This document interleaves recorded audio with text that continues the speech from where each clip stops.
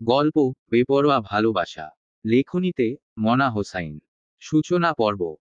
School ড্রেসের সাদা স্কার্টে পিরিয়ডের ছোপ ছোপ দাগ নিয়ে মাথা নিচু করে দাঁড়িয়ে আছে আদিবা। চোখ মুখে ভয়ের ছাপ, কারণ তার সামনেই হাতের মুঠ শক্ত করে দাঁড়িয়ে আছে তার চাচাতো ভাই আদি। আদিবার চেয়ে মাত্র 1 বছরের বড়, কিন্তু আদিবা তাকে জমের মতো ভয় পায়। অবশ্য ভয় পাওয়ার যথেষ্ট কারণ আছে। আদিবাকে সমসময় আদির কথা শুনে চলতে হয়। কথার একটু এদিক ওদিক হলেই ভয়ঙ্কর শাস্তি পেতে হয়। যদিও আজ সে কোন ভুল করেনি, তবু আজকেও তাকে শাস্তি পেতে হবে মনে হচ্ছে। আদি চোখ মুখ শক্ত করে দাঁড়িয়ে আছে, এমন একটা ভাব যেন পারলে এখনই খুন করে ফেলে আদিবাকে। কিছুক্ষণ চুপচাপ দাঁড়িয়ে থেকে দাঁতে দাঁত চেপে চোখ মুখ শক্ত করে আদি প্রশ্ন করল, আদিত্য, কি রে, কি বলেছিলাম তোকে? আমার সাথে স্কুলে আসবি, চুপচাপ ক্লাস করবি, তারপর আবার আমার সাথে ফিরে যাবি, এর বাইরে তুই কিচ্ছু করবি না। বলিনি আমি? ধমক দিয়ে যেকোনো দরকারে আমার ক্লাসে গিয়ে বলবি, আমি সবকিছু করে দিব। তোকে আমি ক্যান্টিনে পর্যন্ত যেতে দেই না, নিজে তোর ক্লাসে গিয়ে টিফিন দিয়ে আসি। তবুও তুই ব্যথা পেলি। কি করে পেলি বল? ক্লাস বাদ দিয়ে কি করেছিলি? ছুটাছুটি না করলে তো ব্যথা পাসনি, তাই না? বলেই এগিয়ে আসল আদি। সাথে সাথে ভয় পিছিয়ে গেল আদিবা। আদির দিকে তাকাতে পারছে না, সে নিচে তাকিয়ে চুপ করে আছে। আদিত্য, ব্যথা পাওয়ার সময় মনে ছিল না। এখন ভয় পাচ্ছিস কেন? জবাব দে, ব্যথা পেয়েছিস কি করে? আদির এই প্রশ্নের কি জবাব দিবে বুঝতে পারছে না আদিবা। ক্লাস 9-এ পড়া একটা মেয়ে কি করে তার প্রায় সমবয়সী ভাইকে বলবে পিরিয়ডের কথা? তবে প্রশ্নের উত্তর না দিলে আদি থামবে না, সেটাও সে জানে, তাই কাপা কাপা ঠোঁটে জবাব দিল, আদিবাহ, ব্যথা পাইনি ভাইয়া। উত্তর দেওয়ার সাথে সাথে আদিত্য আদিবার গালে ঠাস করে থাপ্পড় বসিয়ে বলে উঠল, আদি, এমনি এমনি ব্লিডিং হয়। তুই এখন আমার সাথে মিথ্যে বলাও শুরু করেছিস। আজ একবার বাসায় চল, তারপর তোর কি অবস্থা করি দেখে নিস। বলেই টানতে টানতে নিয়ে বাইকে উঠতে বলল। গালে হাত দিয়ে নীরবে চোখের জল ফেলতে ফেলতে আদির পিছনে বসলো আদিবা। থাপ্পড়ে আদিবা ব্যথা পেয়েছে, বেশ ভালোই ব্যথা পেয়েছে, কিন্তু আদিত্যর মুখে মুখে কথা বলার সাহস তার নেই। আদিত্য চৌধুরী, ডাক নাম আদি। আদিবার বড় চাচার ছেলে। ক্লাস 10-এ পড়ে। আদিত্য তাদের পরিবারের একমাত্র উত্তরাধিকারী। পরিবারে 3 চাচার 5 মেয়ের মধ্যে ওই একমাত্র ছেলে, তাই বয়সে ছোট হলেও পারিবারিক সব ব্যাপারে তার মতামতের গুরুত্ব দেয়া হয় সবার আগে। সবার চোখের মণি যেন সে। আদিবার 2 চাচা, আদিত্যের বাবা বড় আর ছোট চাচা দেশের বাইরে থাকেন। 3 ভাইয়ের মধ্যে আদিবার অবস্থা একটু খারাপ ছিল, তাই আদিবারা এতদিন গ্রামে থাকতো, কিন্তু হঠাৎ বাবা মারা যাবার পর থেকে আদিবা আর তার ছোট বোন সাদিয়া আদিত্যের বাসায় থাকে, তবে আদিবার মা গ্রামে থাকেন। আদিত্যের বাসার সবাই আদিবাদের ভালোবাসেন, তবে তাদের মধ্যে আদিত্য আদিবাকে একটু বেশিই আদর করে, আর এই আদর করাটাই আদিবার কাল হয়ে দাঁড়িয়েছে। অতিরিক্ত কেয়ারিং যেটাকে বলে। খেতে দেরি হলে বকা, ঘুমাতে দেরি হলে বকা, এমনকি আদিবা কার সাথে বন্ধুত্ব করবে আর কার সাথে করবে না সেটাও আদি সিদ্ধান্ত নেয়।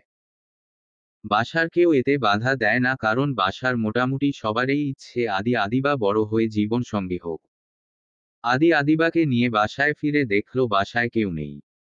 আদিত্যের বোন অরিন আর সাদিয়া স্কুলে গিয়েছে, তাদের নিয়ে গেছেন আদিত্যের মা আর বাবা অফিসে, তাই বাসা খালি।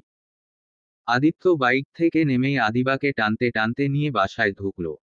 আদিবা জানে এখন তাকে শাস্তি পেতে হবে, কঠিন শাস্তি, তাই নিরুপায় হয়ে বলতে লাগল, আদিবাহ, আমি ব্যথা পাইনি ভাইয়া, ছেড়ে দাও প্লিজ, আর কখনো এমন হবে না। আদি আবারও চোখ মুখ শক্ত করে বলল, আদি, এই এক কথা শুনতে শুনতে আমার কান পচে গেছে, বুঝেছিস?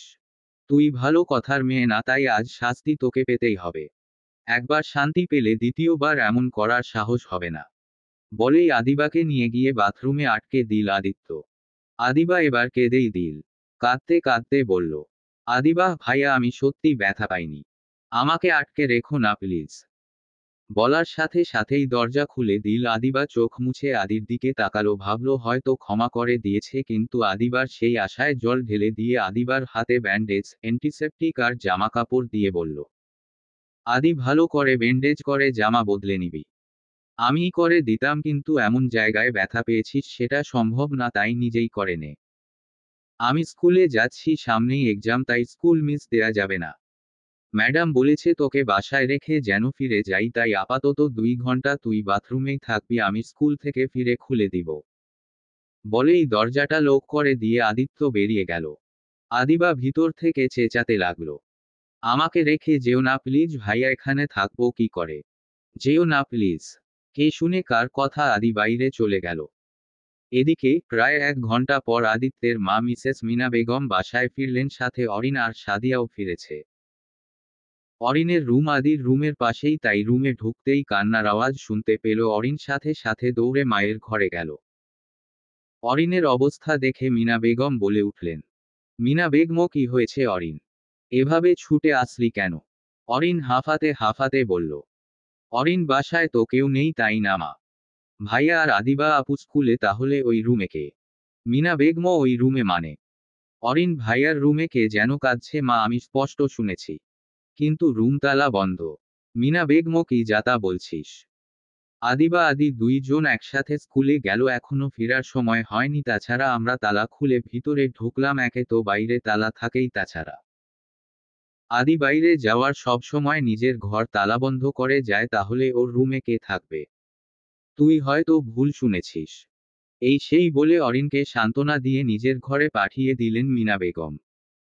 এবার আর কান্নার শব্দ পায়নি, তাই এই নিয়ে আর কেউ বাড়াবাড়ি করল না। আদিবার সাথে আজ প্রথমবার এমন হয়নি। বুঝো হওয়ার পর থেকেই সে দেখে আসছে ভাইয়া নামক ব্যক্তিটি তার সাথে এমন করে। সেদিন বন্ধুদের সাথে ছাদে বসে ছবি তুলছিল আদিবা, হঠাৎ করে আদি কোথা থেকে এসে সবার সামনে থেকে তাকে টেনে হিঁচড়ে নিয়ে ছাদের চিলেকোঠায় ঢুকে পড়ে। তারপর আদিবাকে কিছু বলার সুযোগ না দিয়ে আদিবা পরনে থাকা শাড়িটা টেনে খুলে নিজের সর্বোচ্চ শক্তি দিয়ে ছিঁড়ে ফেলেছিল। সেদিনও ভয়ে কান্না করেছিল আদিবা, কিন্তু আদির সেদিকে কোন খেয়াল ছিল না। তার যেন কোন হুঁশ ছিল না সে কি করছে। আদিবা কোনো উপায় না আদিকে বলেছিল, কি করছো ভাইয়া, আমার লাগছে। ছাড়ো প্লিজ, শাড়িটা ছিঁড়ে ফেলছো কেন? প্লিজ শাড়িটা ছাড়ো, আম্মু আমাকে মারবে। আদিবা একমনে বলেছিল, কিন্তু তার কথা যেন আদির কানেই যায়নি। সে আদিবার দিকে তাকিয়ে আরো অস্থির হয়ে টান দিয়ে পুরো শাড়িটা খুলে ফ্লোরে ছুঁড়ে ফেলে দিয়ে রক্ত চোখে দিকে তাকিয়ে বলেছিল, শাড়ি পরেছিস কেন? ভাইয়া আজ পহেলা ফাল্গুন। তো ফাল্গুন বলে শাড়ি পরতে হবে এমন কোথাও লিখা আছে? তোর সাহস কি করে হয় শাড়ি পরার? আমি তোকে শাড়ি পরার অনুমতি দিয়েছিলাম। ভাইয়া সবাই তো পরেছে। আদি সবার ভাই না, শুধু তোর ভাই, বুঝেছিস? তাই সবার অনুমতি না লাগলেও তো লাগবে। অরিন আপু সাদিয়া ওরাও তো পড়েছে ভাইয়া। চুপ, একদম চুপ, সবাই পড়লেও তুই পড়বি না। আমার কথার বাইরে তুই কিছুই করবি না, বুঝেছিস? এ নিয়ে আর একটা কথা বললে এই শাড়ি তোর গলায় পেঁচিয়ে এখানেই ঝুলিয়ে দিব, সবাই ভাববে সুসাইড করেছিস, বুঝেছিস? আমি কয়েকটা ছবি তুলেই খুলে ফেলতাম ভাইয়া। তুই মাত্র ক্লাস 9-এ পড়িস, এখনো এতটা বড় হোসনি যে শাড়ি পরে ঢং করবি। আর এসব বান্ধবীদের বাসায় এনেছিস কেন? বান্ধবী মানেই কূটনীতিবিদ, এসব মেয়েদের থেকে দূরে থাকবি, বুঝেছিস? আর সহ্য করতে না পেরে আদিবা কেঁদে দিয়ে বলল, আমি এতটাও ছোট নেই ভাইয়া, ক্লাস 9-এ পড়া একটা মেয়ের পরনের শাড়ি যে এভাবে খুলে নেওয়া যায় না, সেটা কি তুমি বুঝো না? আদি রক্তচক্ষুতে তাকালো আদিবার দিকে। ধমক দিতে গিয়েও থেমে গেল। নিমেষেই অসহায় ভঙ্গিতে শাড়িটা আবার কুড়িয়ে এনে আদিবার কোমরে গুজতে গুজতে বলল, এভাবে কাঁদিস না। মেজাজ খারাপ হয়ে গেলে আমি নিজেকে কন্ট্রোল করতে পারি না। তোর ভুলগুলো যেমন আমাকে কষ্ট দেয়, তেমনি তোর কান্নাও আমাকে বড্ড জ্বালায়। আদির কথা আদিবার কানে ঢুকলেও মাথায় ঢুকলো না, ও কি বুঝাতে চাইল তাও বুঝল না। আদি জোরে ধমক দিয়ে বলল, কান্না থামাকিরে, তোকে কান্না থামাতে বললাম তো, কথা কানে যায় না। সেদিন আদির মা চলে আসায় আদিবা রেহাই পেয়েছিল। এরপর যেদিন আদিবাকে স্কুলে ভর্তির কথা হলো, সেদিন আদির বাবা মানে বড় চাচা আদিবাকে প্রশ্ন করেছিল, সে কোন স্কুলে ভর্তি হতে চায়। আদিবা উত্তর দিয়েছিল, অরিন মানে আদির বোন যে স্কুলে পড়ে সেই স্কুলে। কিন্তু আদির তাতেও আপত্তি ছিল।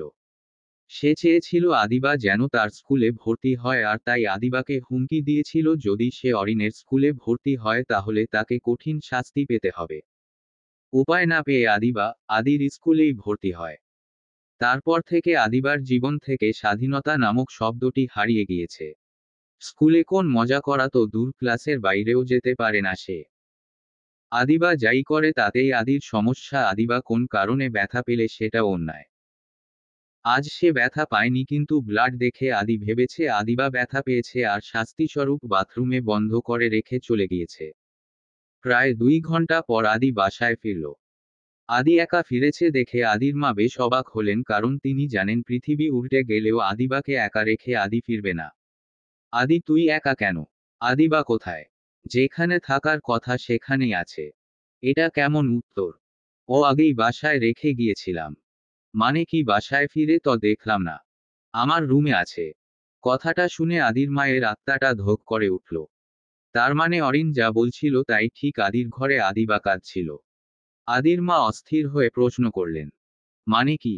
কি করেছিস ওর সাথে? আদি, দিন দিন তুই সব সীমা পেরিয়ে যাচ্ছস। বলেই একটানে চাবি নিয়ে দৌড়ে গেলেন আদির ঘরে। রুমে আদিবাকে না পেয়ে ডাকতে লাগলেন। আদিবা বাথরুম থেকে সাড়া দিতেই ছুটে গেলেন। আদিবা কেঁদে কেঁদে চোখ মুখ ফুলিয়ে ফেলেছে। আধভেজা অবস্থায় ফ্লোরে বসে আছে দেখে আদির মা পুরোপুরি হতবাক হয়ে গেলেন। আদিবাকে তুলে ঘরে নিয়ে আসলেন, ততক্ষণে আদিও ঘরে এসেছে। আদির মা মিনা বেগম ঘরে এসে আদিকে কিছু বলার সুযোগ না দিয়ে ঠাস করে থাপ্পড় বসিয়ে দিলেন। তারপর বললেন, তুই কি মানুষ? এমন অমানুষের মতো কাজটা কি করে করলি? আজকে তোর বাবা বাসায় আসুক, তারপর তোর হবে। আদির ফর্সা গালে থাপ্পড়ের দাগ পড়ে গিয়েছে, হয়তো ব্যথাও পেয়েছে, কিন্তু সেদিকে তার খেয়াল নেই। সে একমনে আদিবার দিকে তাকিয়ে আছে। সে তার মাকে অগ্রাহ্য করে আদিবার দিকে এগিয়ে এসে বলল, তুই ভিজেছিস কি করে? আর ড্রেস চেঞ্জ করিসনি কেন? আদিবা ভয় পেয়ে আদির মায়ের আড়ালে গিয়ে লুকাল। সাথে সাথেই আদির মা বলে উঠলেন, থামো অমানুষের বাচ্চা, এখন আর দরদ দেখাতে হবে না। মা, আমি ওকে এমনি এমনি বাথরুমে আটকে রাখিনি। ও স্কুলে গিয়ে পড়াশোনা বাদ নাচানাচি করে, আর তা করতে গিয়েই ব্যথা পেয়েছিল, তাই শাস্তি দিয়েছি যেন ভবিষ্যতে আর এমন করার সাহস না পায়। তুমি জানো কত ব্লিডিং হয়েছিল? ব্লিডিং? আদিবা ও কি বলছে তুই ব্যথা পেয়েছিস? আদিবা ফিসফিস করে মিনা বেগমকে কি যেন বলল। মিনা বেগম আর কিছু না বলে আদিবাকে নিয়ে নিজের ঘরে চলে গেলেন। তার কিছুক্ষণ পর তিনি এক টুকরো কাগজ আর কিছু টাকা নিয়ে আদির ঘরে আসলেন। আদি মুখ ভার করে বসে আছে দেখে মিনা বেগমের মন খারাপ হলো, কারণ এই প্রথমবার তিনি আদির গায়ে হাত তুলছেন। আদি ছোট থেকেই বুদ্ধিদীপ্ত, সচরাচর অন্যায় করে না, শুধু আদিবার সাথেই একটু বাড়াবাড়ি করে। যতই হোক একমাত্র ছেলে, তাই মা বাবা তাকে সবসময় একটু বেশিই আদর করেন, তাই অন্যায় করলে শাস্তি দিলেও অপরাধ বোধ করেন। মিনা বেগম এসে ছেলের পাশে বসলেন, তারপর কাগজের টুকরোটা ছেলের হাতে দিয়ে বললেন, ফার্মেসি থেকে নিয়ে আয় গিয়ে। আদি অস্থির হয়ে প্রশ্ন করল, অল্পই তো ব্লাড ছিল, তাহলে ওষুধ লাগবে কেন মা? তার মানে কি ও অনেক বেশি ব্যথা পেয়েছে? ওর কোন ক্ষতি হবে না তো মা? ওকে হাসপাতালে নিয়ে যাই। এত অস্থির হওয়ার মতো কিছু হয়নি। দেখ আদি, তুই আদিবাকে আদর করিস সেটা আমরা সবাই জানি, কিন্তু তুই কি বুঝতে পারছিস না তোর এই অতিরিক্ত কেয়ার আদিবার কষ্টের কারণ হচ্ছে? মা, যে বিষয়ে আমাকে বলে লাভ নেই সেটা কেন বলতে আসো? আমি এর আগেও বলেছি আমি আদিবার ব্যাপারে নিজেকে কন্ট্রোল করতে পারি না। হতে পারে এটা আমার মানসিক সমস্যা। এতে আমার কোন হাত নেই। বলেই কাগজটা হাতে নিয়ে উঠে দাঁড়ালো আদি। স্কুল ড্রেসটা চেঞ্জ করে ফ্রেশ হয়ে খেয়ে যা। এখনই আনতে হবে না। কি বলছো মা? আদিবা ব্যথা পেয়েছে আর আমি এখন খাবো? ও ব্যথা পায়নি আদি। তোকে যেটা কিনতে বললাম সেটা কিনার পর প্যাকেটের গায়ের লেখাগুলো ভালোভাবে পড়বি, ঠিক আছে? কি সব যে বলছো, কে জানে ব্যথা না পেলে ওষুধের দরকার হয়। যাই হোক, আমি যাবো আর আসবো বলেই আদি বেরিয়ে গেল। মিনা বেগম ছেলের যাওয়ার দিকে তাকিয়ে ভাবতে লাগলেন, এই আদির বেপরোয়া ভালোবাসার শেষ কথায়। আমি আর ভাইয়ার স্কুলে পড়ব না কাকিমা। মাত্র কদিন তো হয়েছে স্কুলে ভর্তি হয়েছি, এখন চাইলে সহজেই স্কুল বদলানো যাবে। তুমি বড় চাচাকে বলে আমাকে আপুদের স্কুলে ভর্তি করে দাও প্লিজ। আদরের মাকে জড়িয়ে কাঁদতে কাঁদতে কথাগুলো বলল আদিবা। আদরের মা মিনা বেগম জানেন আদর এটা সহজে মেনে নিবে না। কিন্তু আদিবার ভয় পাওয়ারও যুক্তি আছে। সামান্য একটা বিষয়ে আদিবাকে এভাবে বাথরুমে আটকে রাখা একদমই উচিত হয় না আদরের। মিনা বেগম আদিবাকে সান্ত্বনা দিয়ে বললেন, তোর চাচা বাসায় আসুক, আমি কথা বলবো কেমন। দেখতে দেখতে সন্ধ্যা হয়ে গেল। আদরের বাবা আহমেদ সাহেব বাসায় ফিরেছেন, কিন্তু আদর সেই যে দুপুরে বেরিয়েছিল এখনো ফিরেনি। বাসায় ফিরে আদরের ব্যাপারে সব শুনে খুব রেগে গেলেন আহমেদ সাহেব। আদরের ফিরার অপেক্ষা করতে লাগলেন। সন্ধ্যা পেরিয়েছে, বাসার সবাই ড্রয়িং রুমে বসেছিল। তখন হাতে কাগজে মোড়ানো একটা প্যাকেট নিয়ে বাসায় ঢুকলো আদর। আদরকে দেখেই আহমেদ সাহেব এগিয়ে গেলেন। আর কোন কিছু না বলে আদরের গালে ঠাস করে থাপ্পড় বসিয়ে দিয়ে বললেন, তোর সাহস কি করে হলো এমন একটা কাজ করার?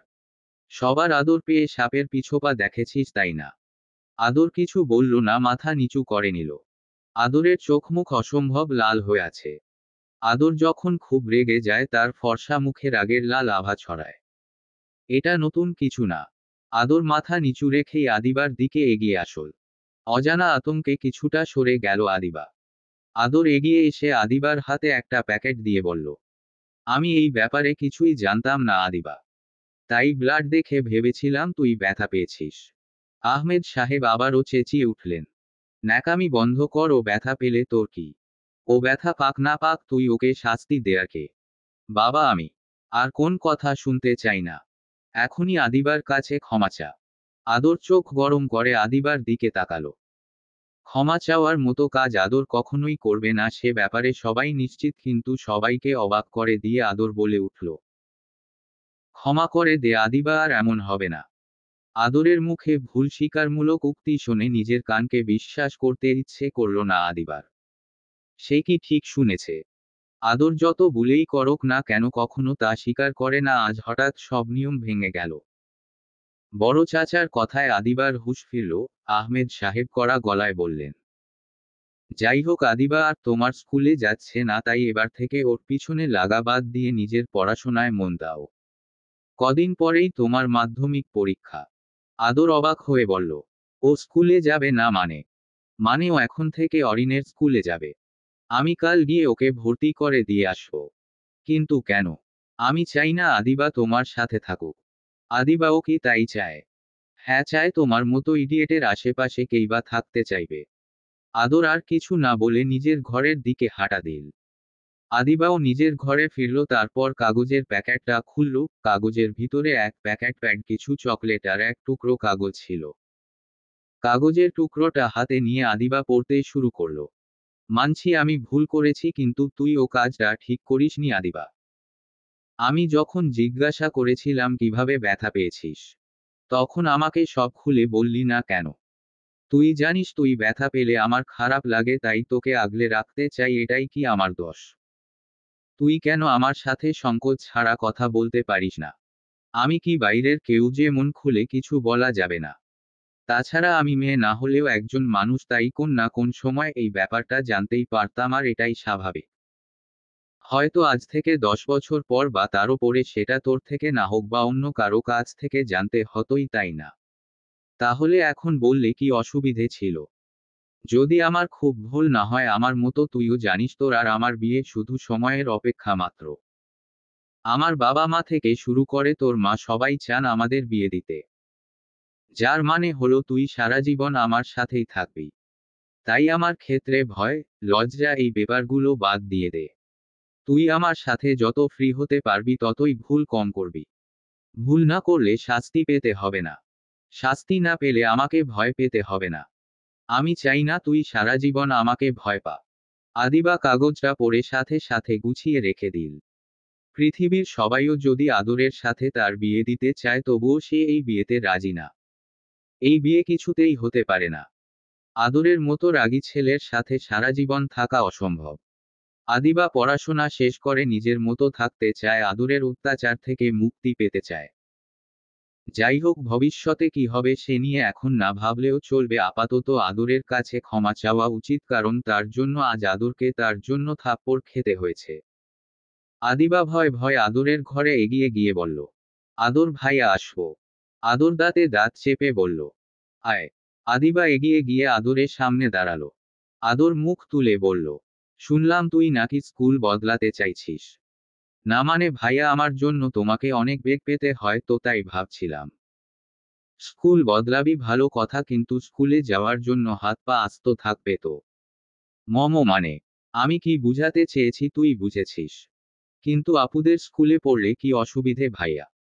আমার তো কোন অসুবিধে নেই, তুই সারা জীবনের জন্য হাঁটা চলার ক্ষমতা হারাবি, তাতে আমার অসুবিধে কিসের? যা অসুবিধে সেটা তো তোর। আমি বিছানায় বসে ভাইয়ার দিকে তাকিয়ে কাচুমাচু মুখ করে বললাম, ভাইয়া আমি তো বলে দিয়েছি আমি আপুর স্কুলে ভর্তি হতে চাই, এখন বড় চাচাকে কি বলে নিষেধ করব? কিভাবে নিষেধ করবি সেটা তুই জানিস। তালবাহানা শোনার মতো সময় আমার নেই। আজকের রাতটা তোর কাছে সময় আছে, হয় বাবার সিদ্ধান্ত বদলানোর ব্যবস্থা কর, অন্যথায় সকালের জন্য প্রস্তুত হ। জানিস তো আমার কথার নড়চড় হয় না। পা ভাঙ্গব বলেছি মানে ভাঙ্গবি।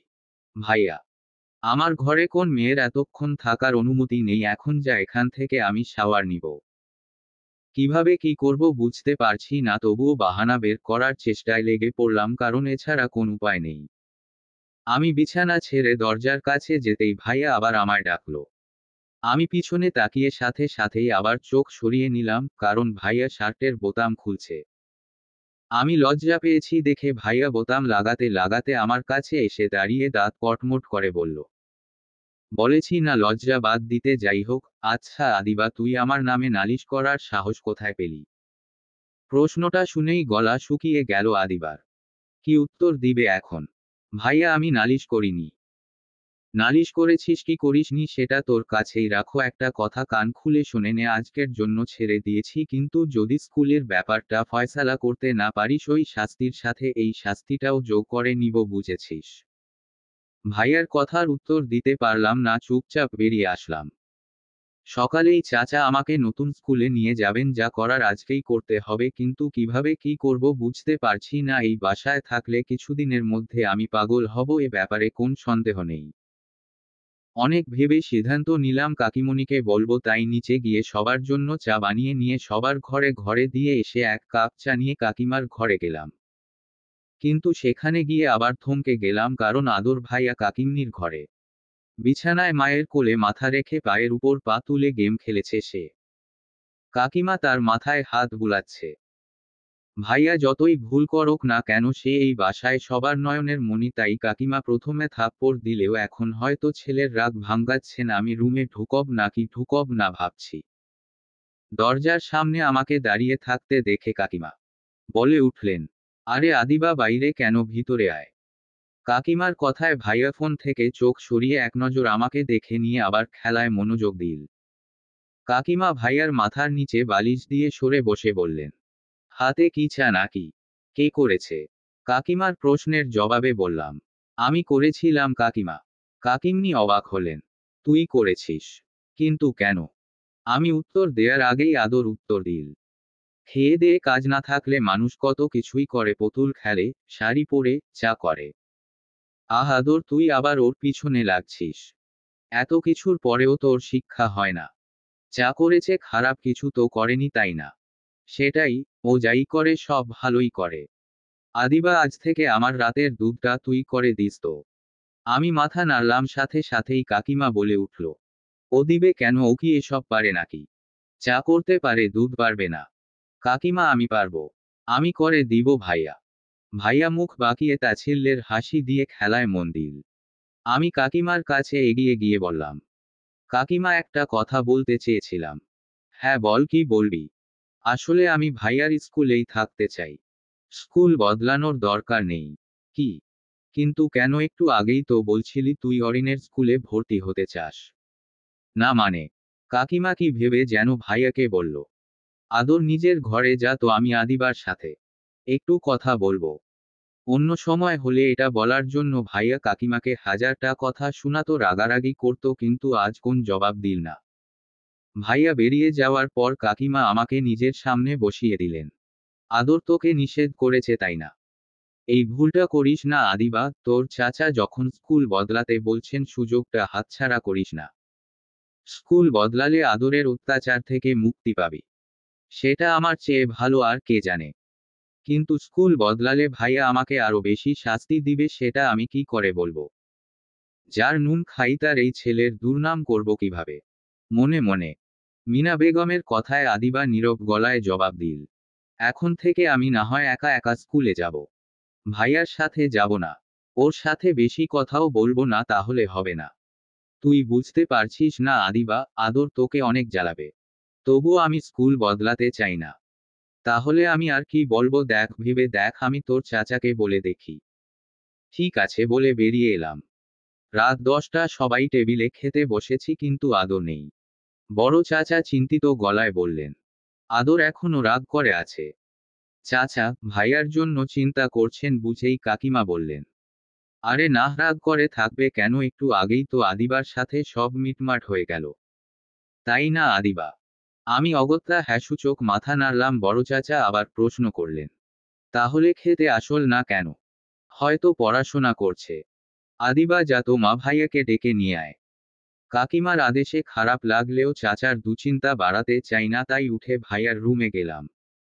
ঘরে ঢুকে দেখি ঘুটঘুটে অন্ধকার। অন্ধকার আমি বরাবরই ভয় পাই, তাই ভয় ভয় বললাম, ভাইয়া তুমি কি ঘুমিয়ে পড়েছ? মৃদু গলায় জবাব দিল, আমাকে এত জ্বালাস কেন আদিবা? ওর কথায় কিছুটা ভয় পেলেও পরক্ষণে মনে পড়ল নিচে সবাই ভাইয়ার জন্য অপেক্ষা করছে, তাই বললাম, ভাইয়া খেতে চলো। খাবো না। সবাই অপেক্ষা করছে। বললাম তো আমার খিদে নেই। চাচা কাকিমা তোমার জন্য চিন্তা করছেন। তুমি না গেলে ভাববে আমার জন্য খাচ্ছ না। ভাবার কি আছে?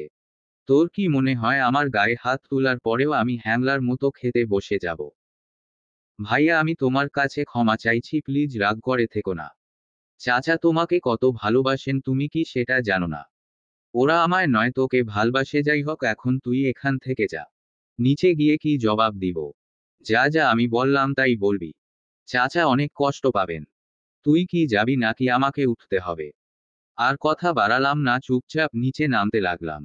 ভাইয়া আমার জন্য না খেয়ে থাকবে, এটা হতে পারে না। আবার চাচাকে যদি বলি ভাইয়া রেগে আছে, তাহলে বড় চাচাও কষ্ট পাবেন। ভাবতে ভাবতে নিচে নেমে আসলাম। আমি নিচে যেতেই বড় চাচা জিজ্ঞাসা করলেন, আদর আসল না? রাগ করে আছে তাই না? আমি আমার ছেলেকে চিনি না। তাড়াতাড়ি বললাম, না চাচা, ভাইয়া রাগ করে নিও, ঘুমিয়ে পড়েছে। না খাইয়ে ঘুমিয়ে গিয়েছে। চিন্তা করো না চাচা, তোমাদের খাওয়ার পরে আমি ভাইয়ের ঘরে খাবার দিয়ে আসব। তখন ডেকে খেতে বলবো। আমার কথা শুনে কাকিমা হেসে বললেন, সেই ভালো, আয় আগে তুই খেয়ে নে। খাওয়া শেষ করে আদরের খাবার দিয়ে আসবি কেমন? আমি হ্যাঁসূচক মাথা নাড়ালাম। খাওয়া শেষ করে সবাই একে একে উঠে গেল। কাকিমা ভাইয়ার খাবার গুছিয়ে দিয়ে আমাকে এসে বলল, আদিবা খাবারটা একটু দিয়ে আয় কেমন? তোর সাথে আমিও যেতাম, কিন্তু আজকে সিরিয়ালের লাস্ট এপিসোড না দেখতে পারলে সব বৃথা। তুই তো সিরিয়াল দেখিস না, আর আদরকে তো চিনিস, ওকে ঘুম থেকে তুলতে তুলতে আমার সিরিয়াল শেষ হয়ে যাবে। বলেই কাকিমা টিভির রুমে চলে গেলেন। সেখানে আপু, সাদিয়া সবাই আছে। সবাই মন দিয়ে সিরিয়াল দেখছে। বড় চাচা ডায়াবেটিসের রোগী, তাই খাবারের পর হাঁটতে বেরিয়েছেন। এটাই এ বাড়ির নিয়ম, রাতের খাবারের পর বাড়ি একেবারে শুনশান নিস্তব্ধ হয়ে যায়। আমি খাবারটা নিয়ে ভাইয়ার ঘরের দিকে যাচ্ছি আর ভাবছি আমার কপালে আজ কি লিখা আছে। ভাইয়া যে রেগে আছে, খাবার তো খাবেই না, উল্টে আমাকে হয়তো মারবে।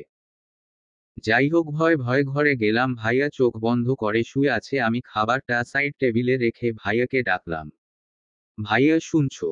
খাবার নিয়ে এসেছি, উঠো প্লিজ। আমি ডাকছি কিন্তু ভাইয়ার সারা শব্দ নেই। হঠাৎ ভাইয়া দুই হাত বাড়িয়ে হ্যাঁচকা টানে আমাকে নিজের সাথে মিশিয়ে নিল। কি করছো ভাইয়া, ছাড়ো। তোকে মানা করেছিলাম না। তবুও আসলি কেন? ভাইয়া, আমি তোমাকে খাবারটা দিতে এসেছিলাম, ছাড়ো প্লিজ, কেউ দেখলে খারাপ ভাববে, ছাড়ো। আদর ভাইয়া আমাকে আরো শক্ত করে জড়িয়ে নিয়ে বলল, এত বড় কবে হলি? এইটুকুখানি মেয়ে খারাপ ভালোর কি বুঝিস তুই? আর আমি কি তোর সাথে খারাপ কিছু করছি? চুপচাপ শুয়ে থাক। এর আগে আমি অনেকবার ভাইয়ার সাথে ঘুমিয়েছি, কিন্তু কেন জানি না আজ কেমন যেন অস্বস্তি হচ্ছে। কিন্তু ভাইয়া নিজের সিদ্ধান্তে অটল, ছাড়বে না মানে ছাড়বেই না। চোখ বন্ধ করে নির্জীব প্রাণীর মতো আমাকে জড়িয়ে শুয়ে আছে, একটু নড়লও না পর্যন্ত। পুরো 5 মিনিট পর ছাড়ল। আমাকে ছেড়ে উঠে বসলো। আমিও তাড়াতাড়ি উঠে নিজেকে সামলে নিলাম। ভাইয়া, আমি তাহলে যাই। বিরক্ত নিয়ে জবাব দিল, তাহলে এসেছিল কেন? খাবারটা দিতে। আমি কি বলেছিলাম আমি খাবো? রাতে না খেয়ে থাকতে নেই, শরীর খারাপ করে তাই দিতে এসেছিলাম। শুধু দিলেই হবে? খাইয়ে দিবে কে শুনি? মানে বাংলাতেই তো বললাম। না বুঝার মতো করে তো বলিনি। আমি খাইয়ে দিব। তাই বলছো? দরজাটা লাগিয়ে দিয়ে সোফায় গিয়ে বস, আমি ফ্রেশ হয়ে আসছি। ভাইয়া, এসব তুমি কি বলছো কেউ দেখলে? সেটা আমি বুঝবো, তোর তো বুঝার দরকার নেই। আর আজকে সিরিয়ালের লাস্ট এপিসোড। 1 ঘন্টার এপিসোডের কেবল 5 মিনিট দিয়েছে, বাকি 55 মিনিটে খাওয়া সহ আরো অনেক কিছু ঘটতে পারে। যদি অন্য কিছু ঘটাতে না চাস তাহলে চুপচাপ যা বলছি তাই কর, তা না হলে আমি কি করব ভালো করেই জানিস। আর হ্যাঁ, এই 55 মিনিটে কেউ উপরে আসা তো দূর, টিভির রুম থেকেও বের হবে না, তাই তোকে বাঁচানোর কোন অপশন নেই। ভাইয়ার কথায় বেশ অবাক হলাম। কি চায় ভাইয়া আমার কাছে? এমন অদ্ভুত আচরণ করে কেন? ও কি আমাকে খারাপ নজরে দেখে? কিরে, কি ভাবছিস? কথা ঘোরানোর জন্য তাড়াতাড়ি বললাম, তুমি সিরিয়াল দেখো ভাইয়া। হা হা হা, আমি সিরিয়াল দেখবো কেন? আমি জানতাম আজ সিরিয়ালের শেষ এপিসোড আর আমি সেই সুযোগটাই খুঁজছিলাম। যাই হোক, তুই অযথা সময় নষ্ট করছিস, সামনে থেকে সর, ওয়াশরুমে যাব। বাই দা ওয়ে, যদি পালানোর চেষ্টা করিস ধরে এনে মেরে ঠ্যাং ভেঙে দিব। বলে ভাইয়া চলে গেল। ভাইয়ার আচরণের আগামাথা কিছুই বুঝতে পারছি না। ও সুযোগ খুঁজছিল মানে কি? তার মানে ইচ্ছে করেই খেতে যায়নি যাতে আমি খাবার নিয়ে আসি? আমার ভাবনার ছেদ পড়ল ভাইয়ার ভিজা টাওয়ালের ছোঁয়ায়। ভাইয়া ওয়াশরুম থেকে এসে টাওয়ালটা আমার উপর ছুঁড়ে ফেলেছে। অবাক চোখে তাকালাম। মাঝে মাঝে কি নিয়ে এত ভাবতে বসিস, দেখলেই মেজাজ খারাপ হয়। বলেই ভাইয়া এসে আমার গা ঘেঁষে বসে পড়ল। তারপর ফোন বের করে টিপতে টিপতে বলল, নে শুরু কর। আমি কোন জবাব দিলাম না। এভাবে তাকিয়ে আছিস কেন ইডিয়েট? যাক গে, নে শুরু কর। জানি না কেন নিজের অজান্তেই প্রশ্ন করে বসলাম, ভাইয়া তুমি নিজের হাতে খাচ্ছ না কেন? তোমার হাতে কি ব্যথা? ভাইয়া একটু থমকে গিয়ে আমার দিকে তাকালো, তারপর ছোট একটা নিঃশ্বাস নিয়ে বলল, ব্যথা, খুব ব্যথা, তবে হাতে নয়, বুকে। আমি তাড়াতাড়ি উঠে দাঁড়ালাম। কি বলছো? আগে বলনি কেন তোমার শরীর খারাপ? এই জন্যই সকাল সকাল ঘুমিয়ে পড়েছিলে তাই না? আমি এখনই কাকিমনিকে ডেকে আনছি, দাঁড়াও। বলে আমি যখন উঠে দাঁড়ালাম তখনই ভাইয়া আমার হাত ধরে টেনে বসিয়ে দিল। কি হলো ভাইয়া, আমাকে আটকালে কেন? তোমাকে ওষুধ দিতে হবে না। তোর বয়স কত রে? এটা আবার কেমন প্রশ্ন? কখন কি প্রশ্ন করতে হয় সেটাও জানো না? জানবো না কেন, ভালো করেই জানি। তাহলে এখন এমন প্রশ্নের কারণ কি? জেনে বুঝেই প্রশ্ন করেছি। আচ্ছা তুই বড় হোস না কেন? আমি ছোটকে বলল, ক্লাস 9-এ পড়ি ভাইয়া, আমি মোটেও ছোট না। আমিও সেটাই বলতে চাইছি, ক্লাস 5-এ পড়া বাচ্চারাও এখন তোর চেয়ে বেশি বুঝে। শুধু তুই এই একটা মাথা মোটা। আজব তো, তোমার অসুখ করেছে, ওষুধ দিব, এতে মাথা মোটার কি হলো? এটা কোন অসুখ? তুই যদি বুঝতি তাহলে অসুখ থাকতো না। যাক গেনে খাওয়া শুরু কর তাড়াতাড়ি, শুধু শুধু সময় নষ্ট করিস না। আগে কাকিমনিকে বলে আসি তোমার শরীর খারাপ। চুপ, একটাও কথা বলবি না, চুপচাপ বসে খাওয়া। ধমক দিয়ে। কথায় কথায় এত বকো কেন? তাহলে কি মারতে হবে? উপায় না পেয়ে আর কিছু না বলে তাড়াতাড়ি খাওয়াতে শুরু করলাম। ভাইয়া ফোন টিপতে টিপতে খাচ্ছে। খেতে খেতে আবার প্রশ্ন করল, ভর্তির কি হলো? মা কি বলল? এই প্রশ্নের জবাব দিতে আমার গলা শুকিয়ে যাচ্ছে, কারণ কাকিমনি নিষেধ করেছেন ভাইয়ার স্কুলে পড়তে, তাই জবাব দিতে পারছি না। কি রে বল, ভর্তির ব্যবস্থা করতে পেরেছিস? ভাইয়া বলছিলাম তুমি একবার কাকিমনিকে বলো না, তাহলেই আর কেউ আপত্তি করবে না। তোমার কথা তো বাসার সবাই শুনে। আমি বলবো কেন? আমার যাকে বলার তাকে তো বলেছি। আর তার সেটা শুনতে হবে, না হলে একটা মারও মাটিতে পড়বে না। আমার কথা সবাই কেন শুনে জানিস? কারণ আমি কখনো উল্টাপাল্টা কথা বলে না, তাই সবাই শুনে, বুঝেছিস? এটা যদি উল্টাপাল্টা ব্যাপার হয় তাহলে আমাকে দিয়ে কেন বলাতে হবে? ভাইয়া এমন কেন নিজের ইচ্ছে গুলো আমার উপর চাপিয়ে দেয়, কিন্তু সব এমনভাবে করে যেন কেউ তাকে কোন দোষ দিতে না পারে। মনে মনে এই যে ভাবনার রানী, ভাবনার বক্সটা বন্ধ করে খাবারটা কি দিবেন নাকি হাতে কামড় বসাব? তাড়াতাড়ি খাবার নিয়ে আমতা আমতা করে বললাম, ভাইয়া বলছিলাম কি আমি আপুর স্কুলে পড়লে হয় না? আমি এটা বলার সাথে সাথে ঘরের পরিবেশটা পুরো বদলে গেল। ভাইয়া হাত থেকে খাবারের প্লেটটা নিয়ে ছুঁড়ে ফেলে দিয়ে উঠে দাঁড়ালো। লক্ষ্য করলাম আমি কিছু বুঝার আগেই ভাইয়া রেগে আগুন হয়ে গিয়েছে। ভাইয়া হাত মুষ্টি করে দাঁতে দাঁত চেপে মৃদু শব্দে কাকিমনিকে ডাকতে লাগলো। সে চিৎকার না করলেও আমি বেশ বুঝতে পারছি ভাইয়া প্রচণ্ড রেগে গিয়েছে, কিন্তু তার কারণটা কি বুঝলাম না। মা, এই মা, আমার রুমে এসো তো একবার। ভাইয়াকে আটকানোর বৃথা চেষ্টা করে বললাম। কি হয়েছে ভাইয়া, কাকিমনিকে ডাকছো কেন? আমাকে বলো না, আমি করে দিচ্ছি। ভাইয়া অগ্নিদৃষ্টিতে একবার তাকালো কিন্তু কিছু বলল না। ভাইয়ার ডাক আর ভাঙচুরের শব্দে কাকিমনি, আমার মা সহ সবাই ছুটে আসল। এসে প্লেট আর খাবার মেঝেতে দেখে সবাই অবাক হলো। কাকিমনি এগিয়ে এসে প্রশ্ন করলেন, কি ব্যাপার জয়, কি হয়েছে? ভাইয়া শান্ত গলায় বলল, মা, আজ আমি নিচে খেতে যাইনি কেন? কাকিমনি অবাক হলেও স্বাভাবিকভাবেই উত্তর দিল, তুই ঘুমিয়ে গিয়েছিলি তাই। এবার ভাইয়া চিৎকার করে বলে উঠল, তাহলে এই মেয়েটার সাহস হলো কি করে আমার ঘুম ভাঙানোর? ভাইয়ার চিৎকারে ঘরের সবাই কেঁপে উঠেছে, বিশেষ করে আমি। কাকিমনি ভাইয়াকে শান্ত করার জন্য বলল, না মানে বাবা, না খেয়ে ঘুমালে শরীর খারাপ করতো তাই আর কি। থামো মা, আমি বাচ্চা নই যে বুঝবো না কখন কি খেতে হবে আর কখন খেতে হবে না। সব সময় বলো আমি নাকি আদিবার সাথে বেশি বেশি করি, কিন্তু কখনো ওর ভুলগুলো দেখ না। ওর বয়সী মেয়েরা কত পটু আর ওর মাথায় গোবর ছাড়া কিছুই নেই।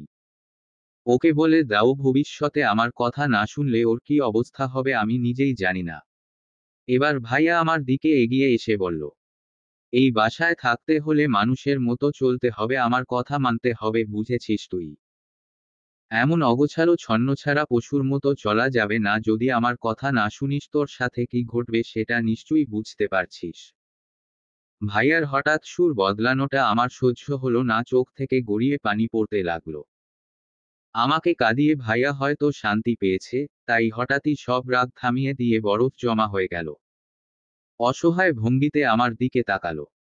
ভাইয়ার আচরণে এতক্ষণে সবাই অবাক হয়েছে, তবে সবচেয়ে বেশি অবাক আমার মা হয়েছে। কারণ মা দুপুরের ঘটনা জানে না। আজ সন্ধ্যা বেলায় আমাদের এখানে এসেছে। আমি ইচ্ছে করেই মাকে কিছু বলিনি। মা এসব দেখে বলল, ভাবি, আমার মনে হয় আদিবার এখানে থাকাটা ঠিক হবে না। আসলে আমি আন্দাজ করতে পেরেছিলাম কিছু একটা ঘটেছে, কিন্তু আপনাদের বিব্রত করতে চাইনি তাই প্রশ্ন করিনি। মায়ের কথায় কাকিমা লজ্জা পেলেন, তাড়াতাড়ি বললেন, সাহানা, তুমি অযথা চিন্তা করছো, তেমন কিছু হয়নি। আসলে আদি বুঝতে পারেনি। ভাবি, তুমি আমার মেয়েদের নিজের মেয়ের মতোই আগলে রাখো, এই নিয়ে আমার কোন সন্দেহ নেই। কিন্তু আদিবা একটু দুষ্ট প্রকৃতির মেয়ে। গ্রামে তো সারাদিন ছুটাছুটি করতো, তাই এখানে মানিয়ে নিতে পারছে না। ও এখানে থাকলে সমস্যা হবে, তার চেয়ে আমি বরং ওকে নিয়ে যাই, সাদিয়া এখানে থাকুক। মায়ের কথা শেষ হওয়ার আগেই ভাইয়া বলে উঠল, চাচিম্মা, তুমি কি বুঝাতে চাইছো মা তোমার মেয়েদের আদর করেন আর আমি তোমার মেয়ের উপর অত্যাচার করি? ছি ছি বাবা, কি বলছিস? আমি এভাবে বলতে চাইনি। তুমি কি বললে সেটা বড় কথা নয়। বড় কথা হলো আমি আদিবার বড় ভাই। আদিবার সাহস হয় কি করে বড় ভাইয়ের মুখে মুখে কথা বলার? আর তুমি না কি করে ওকে লাই দিচ্ছ? কি করে বললে ওকে নিয়ে যাওয়ার কথা? ওহ, দরদ উতলে পড়ছে তাই না? বানিয়েছ তো একটা জঙ্গলি। ও যে এমন বোকা প্রকৃতির তাতে তোমার তো কিছু আসে যায় না, লোকে যা বলার আমাদের বলবে। বলবে বাবা নেই বলে মেয়েটা মানুষ হয়নি। তোমরা এভাবে লাই দিলে মানুষ হবে কি করে? ছুটাছুটি করা খুব ভালো কাজ বুঝি? কেমন এলোমেলো চুল, ড্রেস আপের কোন ছিঁড়িছাদ নেই, কারো সাথে সুন্দর ভাষায় ঠিকমতো কথাও বলতে পর্যন্ত পারে না। ভাইয়াকে থামানোর জন্য কাকিমা বলল, হয়েছে, ওকে তোর মানুষ করার দায়িত্ব নিতে হবে না। যেমন আছে বেশ আছে। তাই নাকি? তুমি ওর মার্কশিট দেখেছ? গোল্লা পেয়েছে, গোল্লা বুঝেছ?